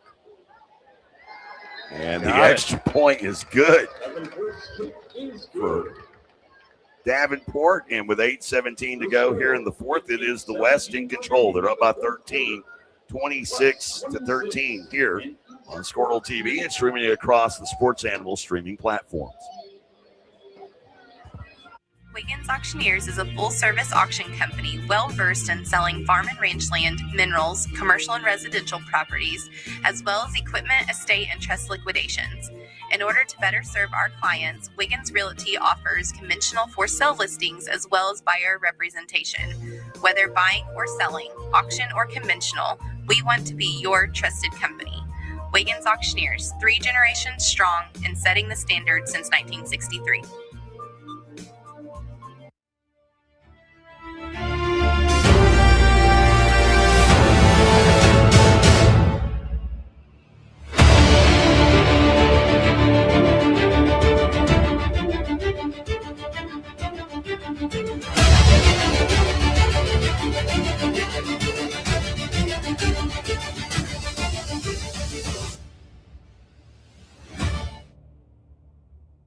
Life moves fast, and you deserve internet that keeps up. Say hello to Pioneer Fiber Internet with blazing fast gig fiber speeds designed for the way you live, work, and play. From ultra-smooth streaming and lag-free gaming to lightning-fast downloads and crystal-clear video calls, Gig Fiber gives you this. Welcome back, everyone. Back in time for this West Side kickoff, and this one out of bounds, procedure penalty. Let's take a look at the scoring drive recap for the West All-Staters. How about a 10-play, 53-yard drive that began at the tail end of the fourth, and all it eats up 3 minutes, 59 seconds of game clock, and is capped by a 4-yard rushing score from Tavian Holland, the Duncan product. He's had quite the career, helped the Demons to the postseason for the first time in 5 years. And really, Coach, he's had quite the game. 7 carries for 45 yards in this game for Holland. Well, and he's got some catches, too, out of the backfield that have, on those bubble screens that have been really effective. The West, at the exception of their opening drive in the second half, I mean, they've looked really good. I mean, in my opinion, I think Coach Corbin's done a good job of mixing up what he's doing and playing the complementary plays off of each other. They've done a really good job. The East needs to figure out some way to get the ball in the end zone right here. Carter Rickey, who, by the way, never losing in high school, but he is running the risk of losing this all-state game. Plunges ahead, has nowhere to go. That play almost busted up from the beginning. And in there again, LeBron Royal, he wasn't the only guy there, but my goodness. Anyway, we're going to post-game take a look at our players of the game. My question to you, sir, do you want to do offense and defense for both teams or just one each? One each, we're being told. Well, there you go. Man, I want to make a strong call for the defense, even though the West and Asen Hansen has obviously come alive, man. This Royal kid has been all over the place today. Well, their defensive line has been really good. Ricky airing it out deep down the right side. Oh, what a goal. Oh, he loses man. it. He had one hand on it. The DB had the other arm basically draped down. And Tyler Kerr, no, sir, that's not pass interference. That is a heck of a play. I didn't see a flag. I didn't see a flag. I didn't see defensive holding. I don't know if you're secretly rooting for the East over there. The defensive holding was offset by the tackle on on number 7 in red. Because that's the only way they've blocked Royal, I think, tonight. Also, we haven't mentioned the nose guard. Number 30 is massive. Yes. Torres. I mean, he's huge. Snap back to Ricky, looking to pass, fires, pass, caught, and first down yardage over the 45 and into West territory near the 40 with that snag out of the air. Ty Guest. So Guest making the grab. And you mentioned the nose guard, Gustavo Torres of Lindsay. What a great name. Yes. And he is. He's got a set of thighs on him. Is he going anywhere to play? No commitment on here. Huh. And I am kind of curious about that. I mean, I know yesterday at the All-State basketball game, I did see some college coaches kind of lurking around there, and college coaches that didn't have any commits there. So I'm kind of curious as here's Ricky getting hammered down at around the 40-yard line. You know, at this point, college roster's already set, but if there's anything here, perhaps get someone a look down the line. Has it happened? I don't know. That's why I'm asking you. I don't know if it's happened. I know it's happened at the 8-man All-Star game before. I don't know about here. I mean, the way Division 1s and 2s and work now, I mean, like you said, I mean, their rosters have been pretty set. Now, maybe, I don't know, maybe you show up and some kid you thought was going to be there isn't there anymore, so you come back and ask one of these kids. I don't know, but Ricky throwing an interception that may be a game clincher as Jake Farley of Carl Albert coming up to make that. Farley, by the way, will be playing at Friends College, where he is attending anyway. There in the Wichita, Kansas area. Friends University of Central Kansas? Yes. So that interception at the 29-yard line, that's going to pretty much do it. 5:56 to go in a 2-score game. That's sure going to make it hard. Let's see if the West, I mean, you think they can bleed off the last 6, run the ball a little bit?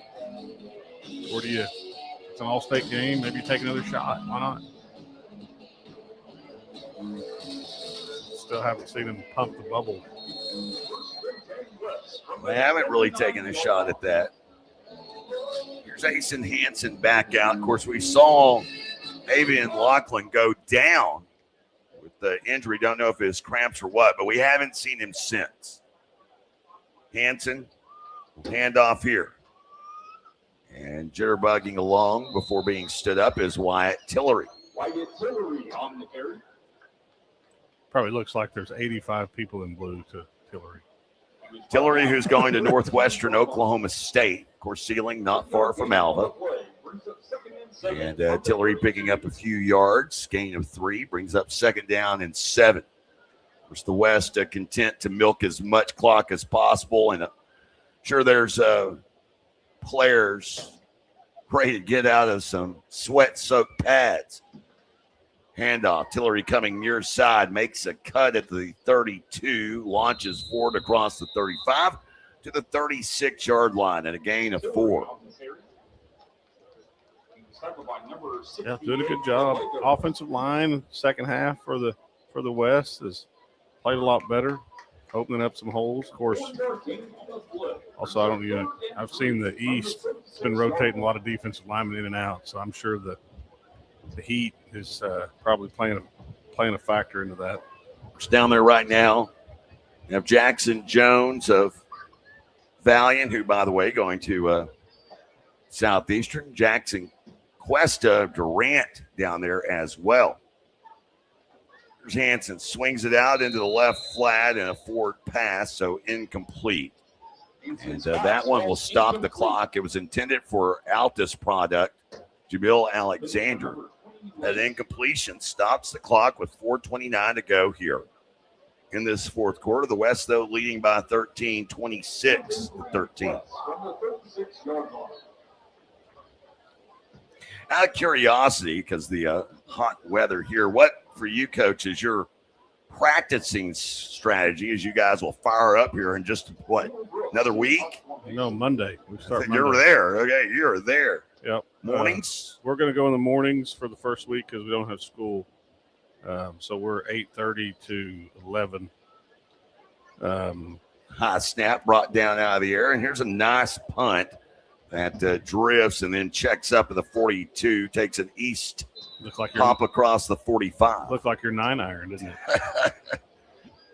Certainly not my wedge. I tend.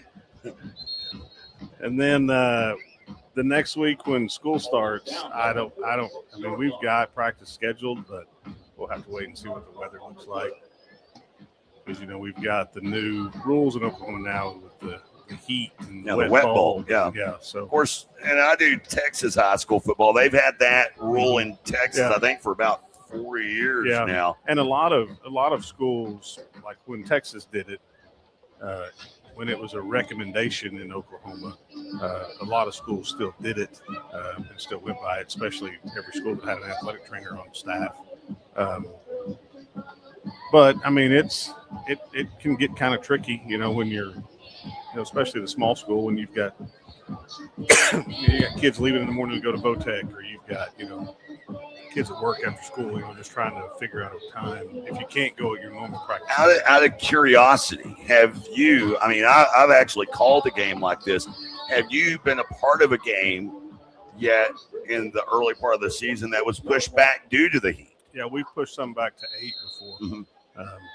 It's still hot, but at least the sun's not beating on you. Isaiah Drake throwing this one over the middle, a little bit behind his intended target, and an incompletion, almost an interception, as he was going there over the middle for Bryce Ward. We played a game at Rejoice. I think it was 4 years ago.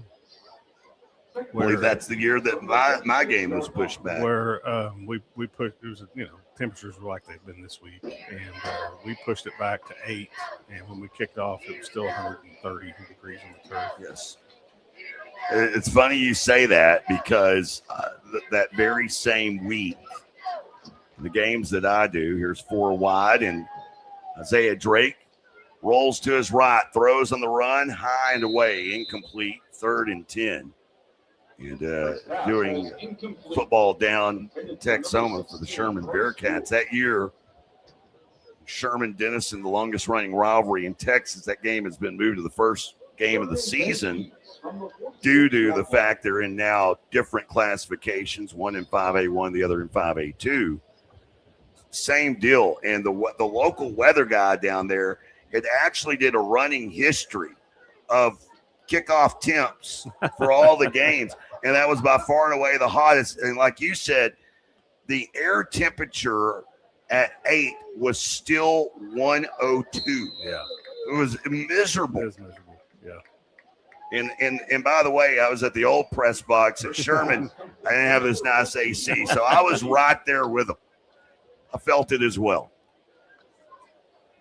Pickup of 9 now, and that's going to bring up 4th down and short, and really the last gasp, if you will, for the East All-State squad.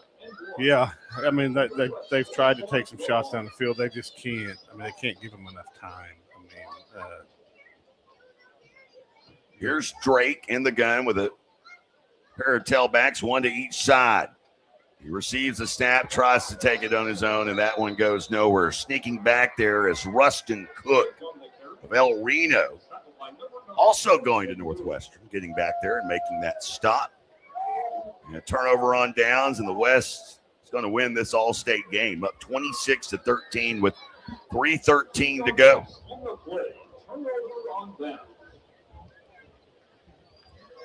Yeah, this is just, 2 first downs?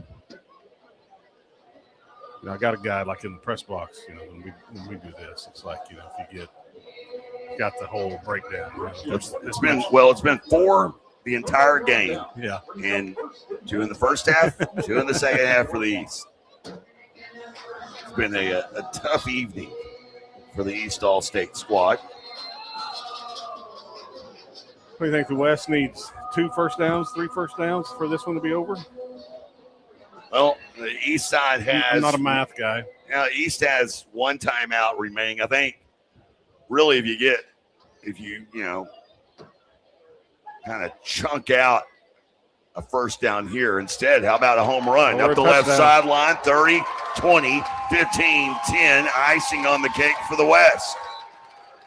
Well, let's forget how we're going to run out the clock, and let's just throw it quickly out to the left side and let Hudson Abel of Oklahoma Christian have a nice house call to end this game. 32-13 now with 3 minutes and 1 second to go in the fourth. I like it. Coach Corbin didn't come here to take a knee.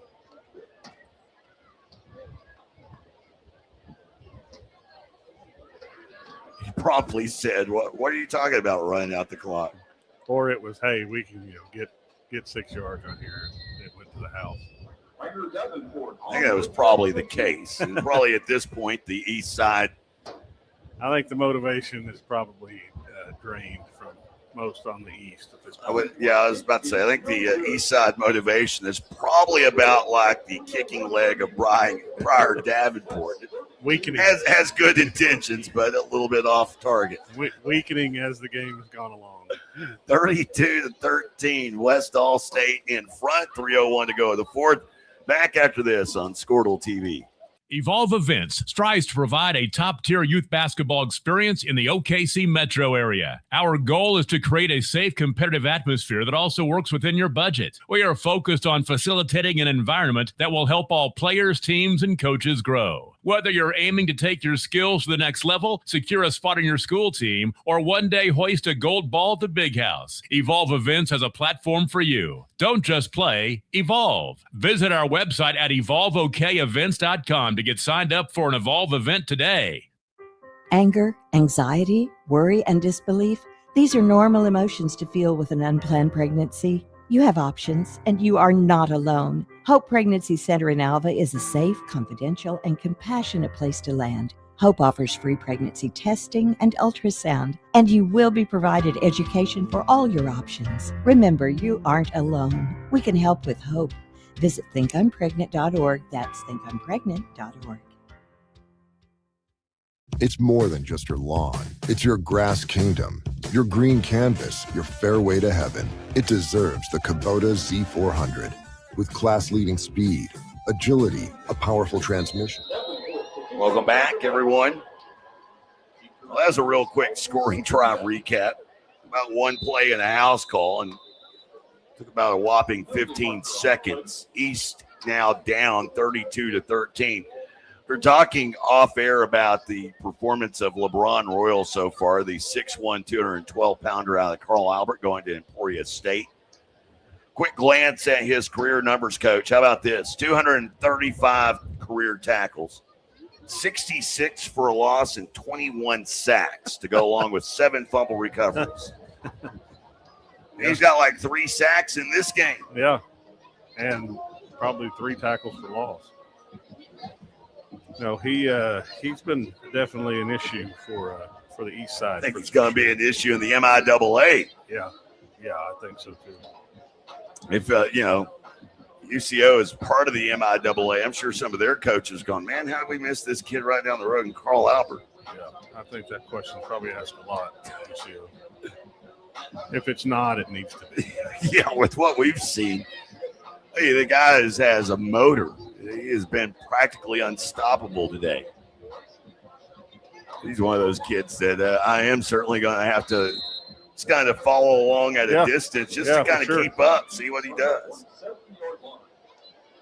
So it's first down and 10. This drive begins at their own 47-yard line, down, though, by 3 scores.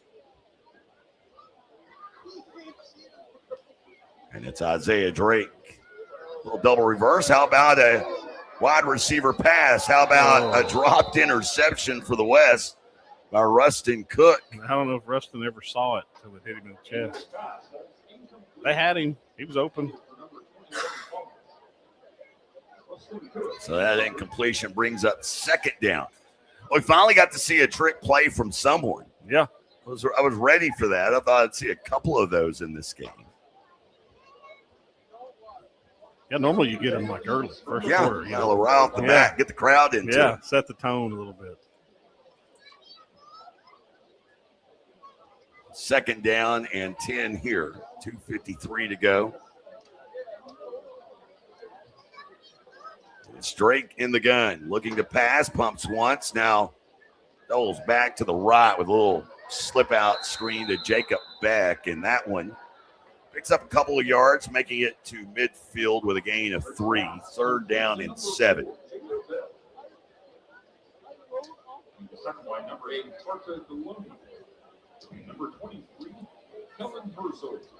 Drake. We trade quarterbacks. Yeah, Carter Rickey checking into the game here. He comes in with third down and 7.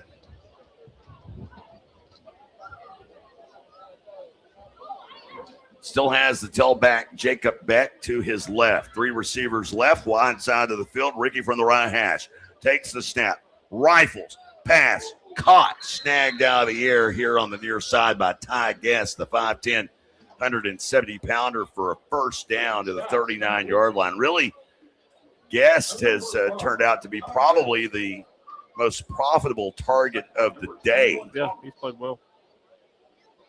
It was a great tackle there, too, by 21 Dawson Thomas from Washington. Clock still ticking, now under 2 to go here in the fourth. And the East pretty much playing for stats. Rickey in the gun. 3 receivers right, 1 to the left.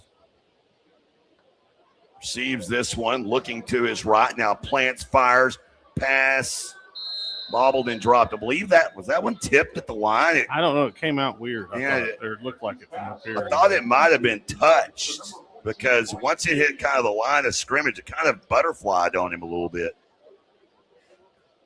It's kind of fluttered. Second and 10 East from the west, 39-yard line.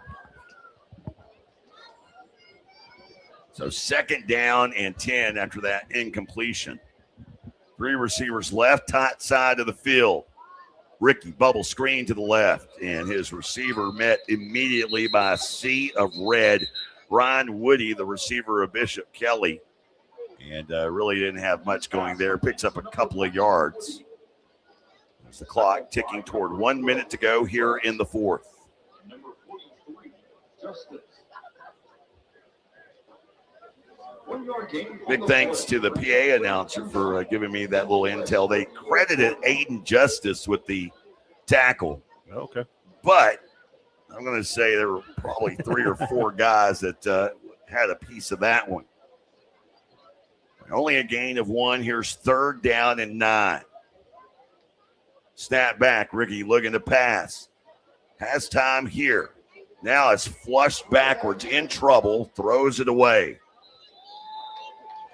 So this will be it for the East, their final play of the game, and likely the final play we have with any sort of real action. Yeah. Might as well throw it in the end zone. And the timeout taken here by the East All-State squad. Of course, do invite you to stick around for the post game. We'll do a quick wrap-up. We'll give our players of the game. We will also give for you some stats. No, we will not have a play toward the end zone. You get to see our favorite player so far, Kyson Spencer. I like it. He's hit from 34, 44, and now will attempt a 54-yarder. And I do believe that Coach Harris iced his own kicker. Yeah, he did. Have you ever done that? No. I'm just curious. Or have you ever had a kicker like that? I've never had a kicker we've lined up for a 54-yarder. No. Just out of curiosity. And if we did, I wouldn't ice him.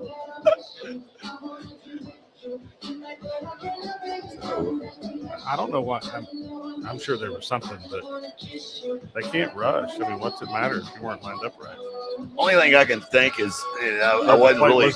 Maybe the play clock was down. That's the only thing I can think. And my eyes weren't. That's one thing. We talk about the rust. The rust for a play-by-play guy. Here's your little window into my world, Coach. When you go to stadiums, the first rule of thumb, identify where the clocks are. Oh, yeah. And then pay attention to them. As you can tell, I've not broadcasted the football game since November 14th. of last year, and a lot's happened since then. And I failed there to see what was going on with the play clock. I'll get better with that within the next 27 days, I promise. So here again is Kyson Spencer from 54. Snap is back, kick is on the way. It's got plenty of leg, and it is good. 34, 44, 54.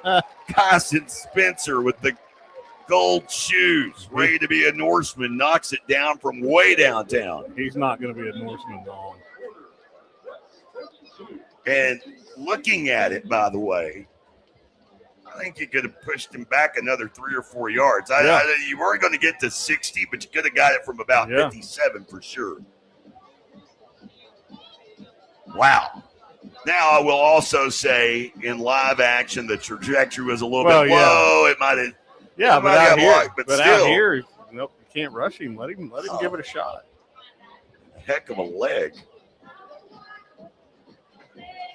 Get to see that leg one more time here on this kickoff. 32-16, by the way. I wasn't paying attention. Did he kick it off the ground or off the tee? I thought he kicked it off the ground. I did too. I think all of his kicks have been legit off the ground. That's Spencer there at Pryor. It's a big enough school. Pryor have soccer? Oh, yeah. I thought I'd be interested to know. Did he play? Because he has got a boot. I bet he played at some point in his life. Yeah. Whether he plays now or not, I don't know. But oh, yeah, Pryor's facilities are incredible.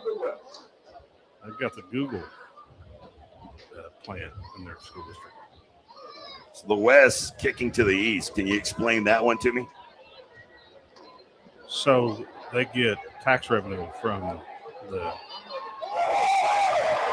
return. Nice return there for Jacob Beck, who hurdled a man. So we didn't mention, for everybody that's confused right now, as to why the East has the ball again. There's a rule in the All-State game that if you're down, in the second half, if you're down by 12 points or more, you get to keep receiving the kick until that's no longer the case. Gotcha. Okay. Did not know that. So that's why it wasn't make it, take it. The other funny thing about that is, remember I had said early on that the East, as far as offensive possessions go, had one less because of that scoop and score. Now we evened it up. Now possessions are even after that because of that little rule. Only 11 seconds to go on this one, 32-16. I think he's out of field goal range. I was about to say, do we want to just trot out Spencer and let's see if he can knock one down from about, 80-something yards? We do have a flag that is down at around the 20, and that's going to negate a nice return for Jacob Beck. I think we had a peel back block. Blindside hit. When you played, did they ever call that? It was encouraged. Yeah, exactly. Yeah, no, it was. You needed a head on the swivel. You were actually taught that technique back then. Yeah. I remember when they changed the rule too. The kids that had been playing, the whole time doing it that way. I mean, it was. Oh yeah, you saw a lot of it at first. I remember, I swear, you'd see it at least once, twice a game. Yeah, but I mean, you had to completely relearn a lot of the ways you block stuff. Ricky with a little Tim Tebow jump pass that's incomplete, and that just stops the clock with 7 seconds to go. 32-16, West All State. They have been after, a really dismal to be honest, given what we saw in the first quarter. If you would have told me that the end result would be the West 32, the East 16, I probably would have taken you up on that because the West looked very discombobulated early. Yeah, no, they did. They've looked really good at the second half. Like I said, other than their opening possession, where I think they went 3 and out. After that, I don't know that they've had a third down more than 7 or 8 yards. And then even when they had those, they either converted or they got it to 4th and 3 and were able to convert there. So you said you wanted to see Asen Hansen. Your thoughts on his performance in this game? I thought he played really well. I thought he's thrown the ball really well, ran it really well when he needed to. I mean, he was as good as I remembered for sure. But he's a fun player to watch for sure. Of course, he started out a little bit slow, but man, once he found his rhythm, you can see why the guy completed over 70% of his pass attempts in high school. Well, and not that kids getting hurt is never a good thing, but here's Ricky down the right side. Oh, he caught it. Caught it with a flag coming in. So what a grab at the right side by Schrickerath, Berryhill. And it's the penalty. They're going to get one more play. But you can tell with Hansen when he wasn't substituting out. Well, I think they're going to wave off the flag, and they are. So with that, this edition of the OCA All State Football game comes to a close with the West winning 32-16. They were up 13-10 at the break and took control of it in the third. Coming up, we'll have our players of the game as well as a look at the numbers. Back after this on Squirtle and also the Sports Animal streaming platforms. 6 surgeons, 4 locations, 1 goal: to improve the health and lives of people in Oklahoma. At Oral and Maxillofacial Associates, we treat every patient like family.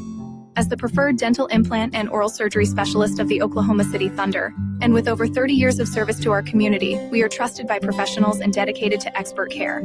With 4 convenient locations around the metro area, we are here for you.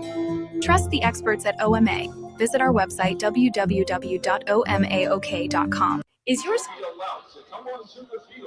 Wrapping things up here at the University of Central Oklahoma, where again the final 32-16, the West All-Staters winning this one and really doing so dominant second half fashion. Quick look at the overall numbers as the West, after having just 6 yards of offense in the first quarter, they wrap up with 357 yards of offense on 65 plays, including 117 on the ground off 37 carries. Through the air, 240 yards passing. We're going 15-28 for the East. They end up with positive yardage. Keep in mind, at one point they were in the negative as the East 21 carries for minus 10 yards, while the East passing game, 14 of 35 for 106 and an interception. Overall, 56 plays for 96 yards of offense. Taking a look at some of the individual performers in this one for the West All-State squad with 8 carries for 45 yards. The leading rusher in this game, Duncan's Tavion Holland, who will be going on to play at Southern As. Leading passer, Asen Hansen, who's going to Southwestern Oklahoma State, 12 of 21 passing through the air for 230 yards and 3 touchdowns, despite being sacked twice. Leading receiver yardage-wise was Hudson Abel. Of course, Abel with that 54-yard icing on the cake touchdown late for the West. He had 4 catches for 65 yards total, while for the East All-State offense, as I mentioned, when your ground game goes for minus 10, it's going to be a tough game. Leading rusher was Ben Daniels. He had 1 carry for 9 yards, while quarterback Isaiah Drake, 6 carries for minus 23. Drake being sacked 3 times in this game. Quarterback Carter Rickey of Lincoln Christian, who went undefeated throughout his high school career at 42-0, takes his first high school loss. 9 of 18 through the air for 63 yards, did have an interception. Leading receiver in this game for the East All-Staters, Ty Guess. Guess with 4 catches on 6 targets for a total of 52 yards, including a long of 23 yards. Leading tackler and really, you'd say standout for the East defense was Mason Wright. Wright with a team best 7 tackles. He was also responsible for the East All-State squad's only touchdown, a scoop and score from 60 yards out. Let's go ahead and give you our players of the game, Coach. I'll let you do the honors. Let's begin with the losing squad from the East All-State squad. And who do we have here? I mean, this is first time you and I have worked together. I'm sure people that know you and people that know me, I know we have friends that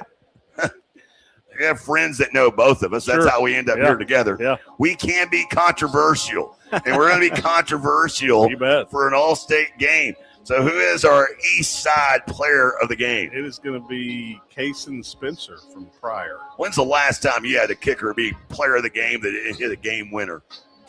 Yeah, I don't know if this probably ever happened.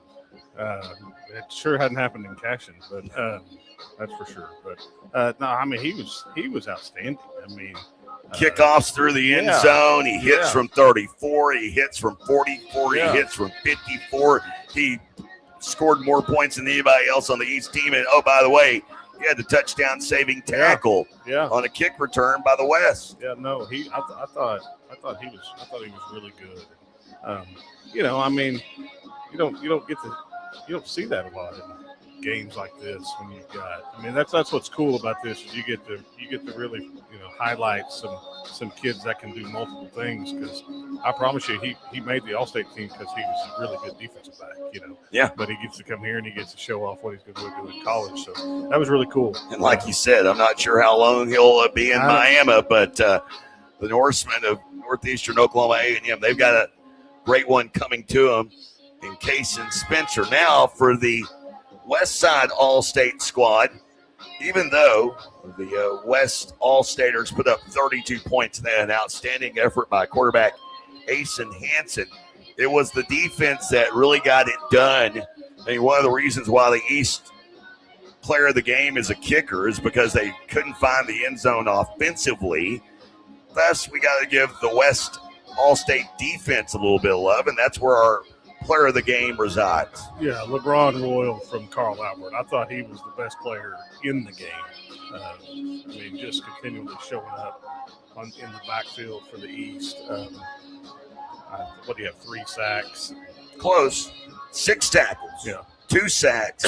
4 tackles for a loss. It's not a bad night. No, I thought he was really, really good. The West was really good, especially in the second half. I thought both sides of the ball they played really, really well. And I thought their cohesion was a little bit better than the East, especially in the second half, and that's why they won the football game. But tonight's not about who wins. Nobody's going home and telling the story about how great they played in the All-State game. It's that they were in the All-State game. That's the big thing. It's more of a celebration of a great high school career. Right. The story to be told when you're our age and you're sitting at the coffee shop is, everything you did to get to be an All-Stater, and the fact that you're an All-Stater is pretty cool. And I talk about this at Cashion all the time. Playing in this game and being an All-Stater is a huge deal. I mean, there are some schools like Carl Albert, like Jinx, that have hundreds of All-State over the course of the issue. Yeah. And then there's places like Cashion that have had 15 ever. So it's a big deal, and it needs to be celebrated. And as we pointed out, of at least what we found, and again, some of our research, it's hurried and everything else, but you had 80 participants tonight, and less than half of those are going on to another level to do anything sports-wise. I mean, some of the names we threw out there tonight are going on to play baseball, lacrosse, things like that. They're not even playing football. So for many of the kids here tonight, this was it. This is the last time they'll ever put pads on. Yep. And it's cool. It's awesome, and they're, I'm sure they had a great time this week, and they've made some new friends. And, it's a great way to end your summer right before you go to college. So hats off to the players, to the coaches that get to coach in the All-State game. It's a huge honor. You only get to do it once.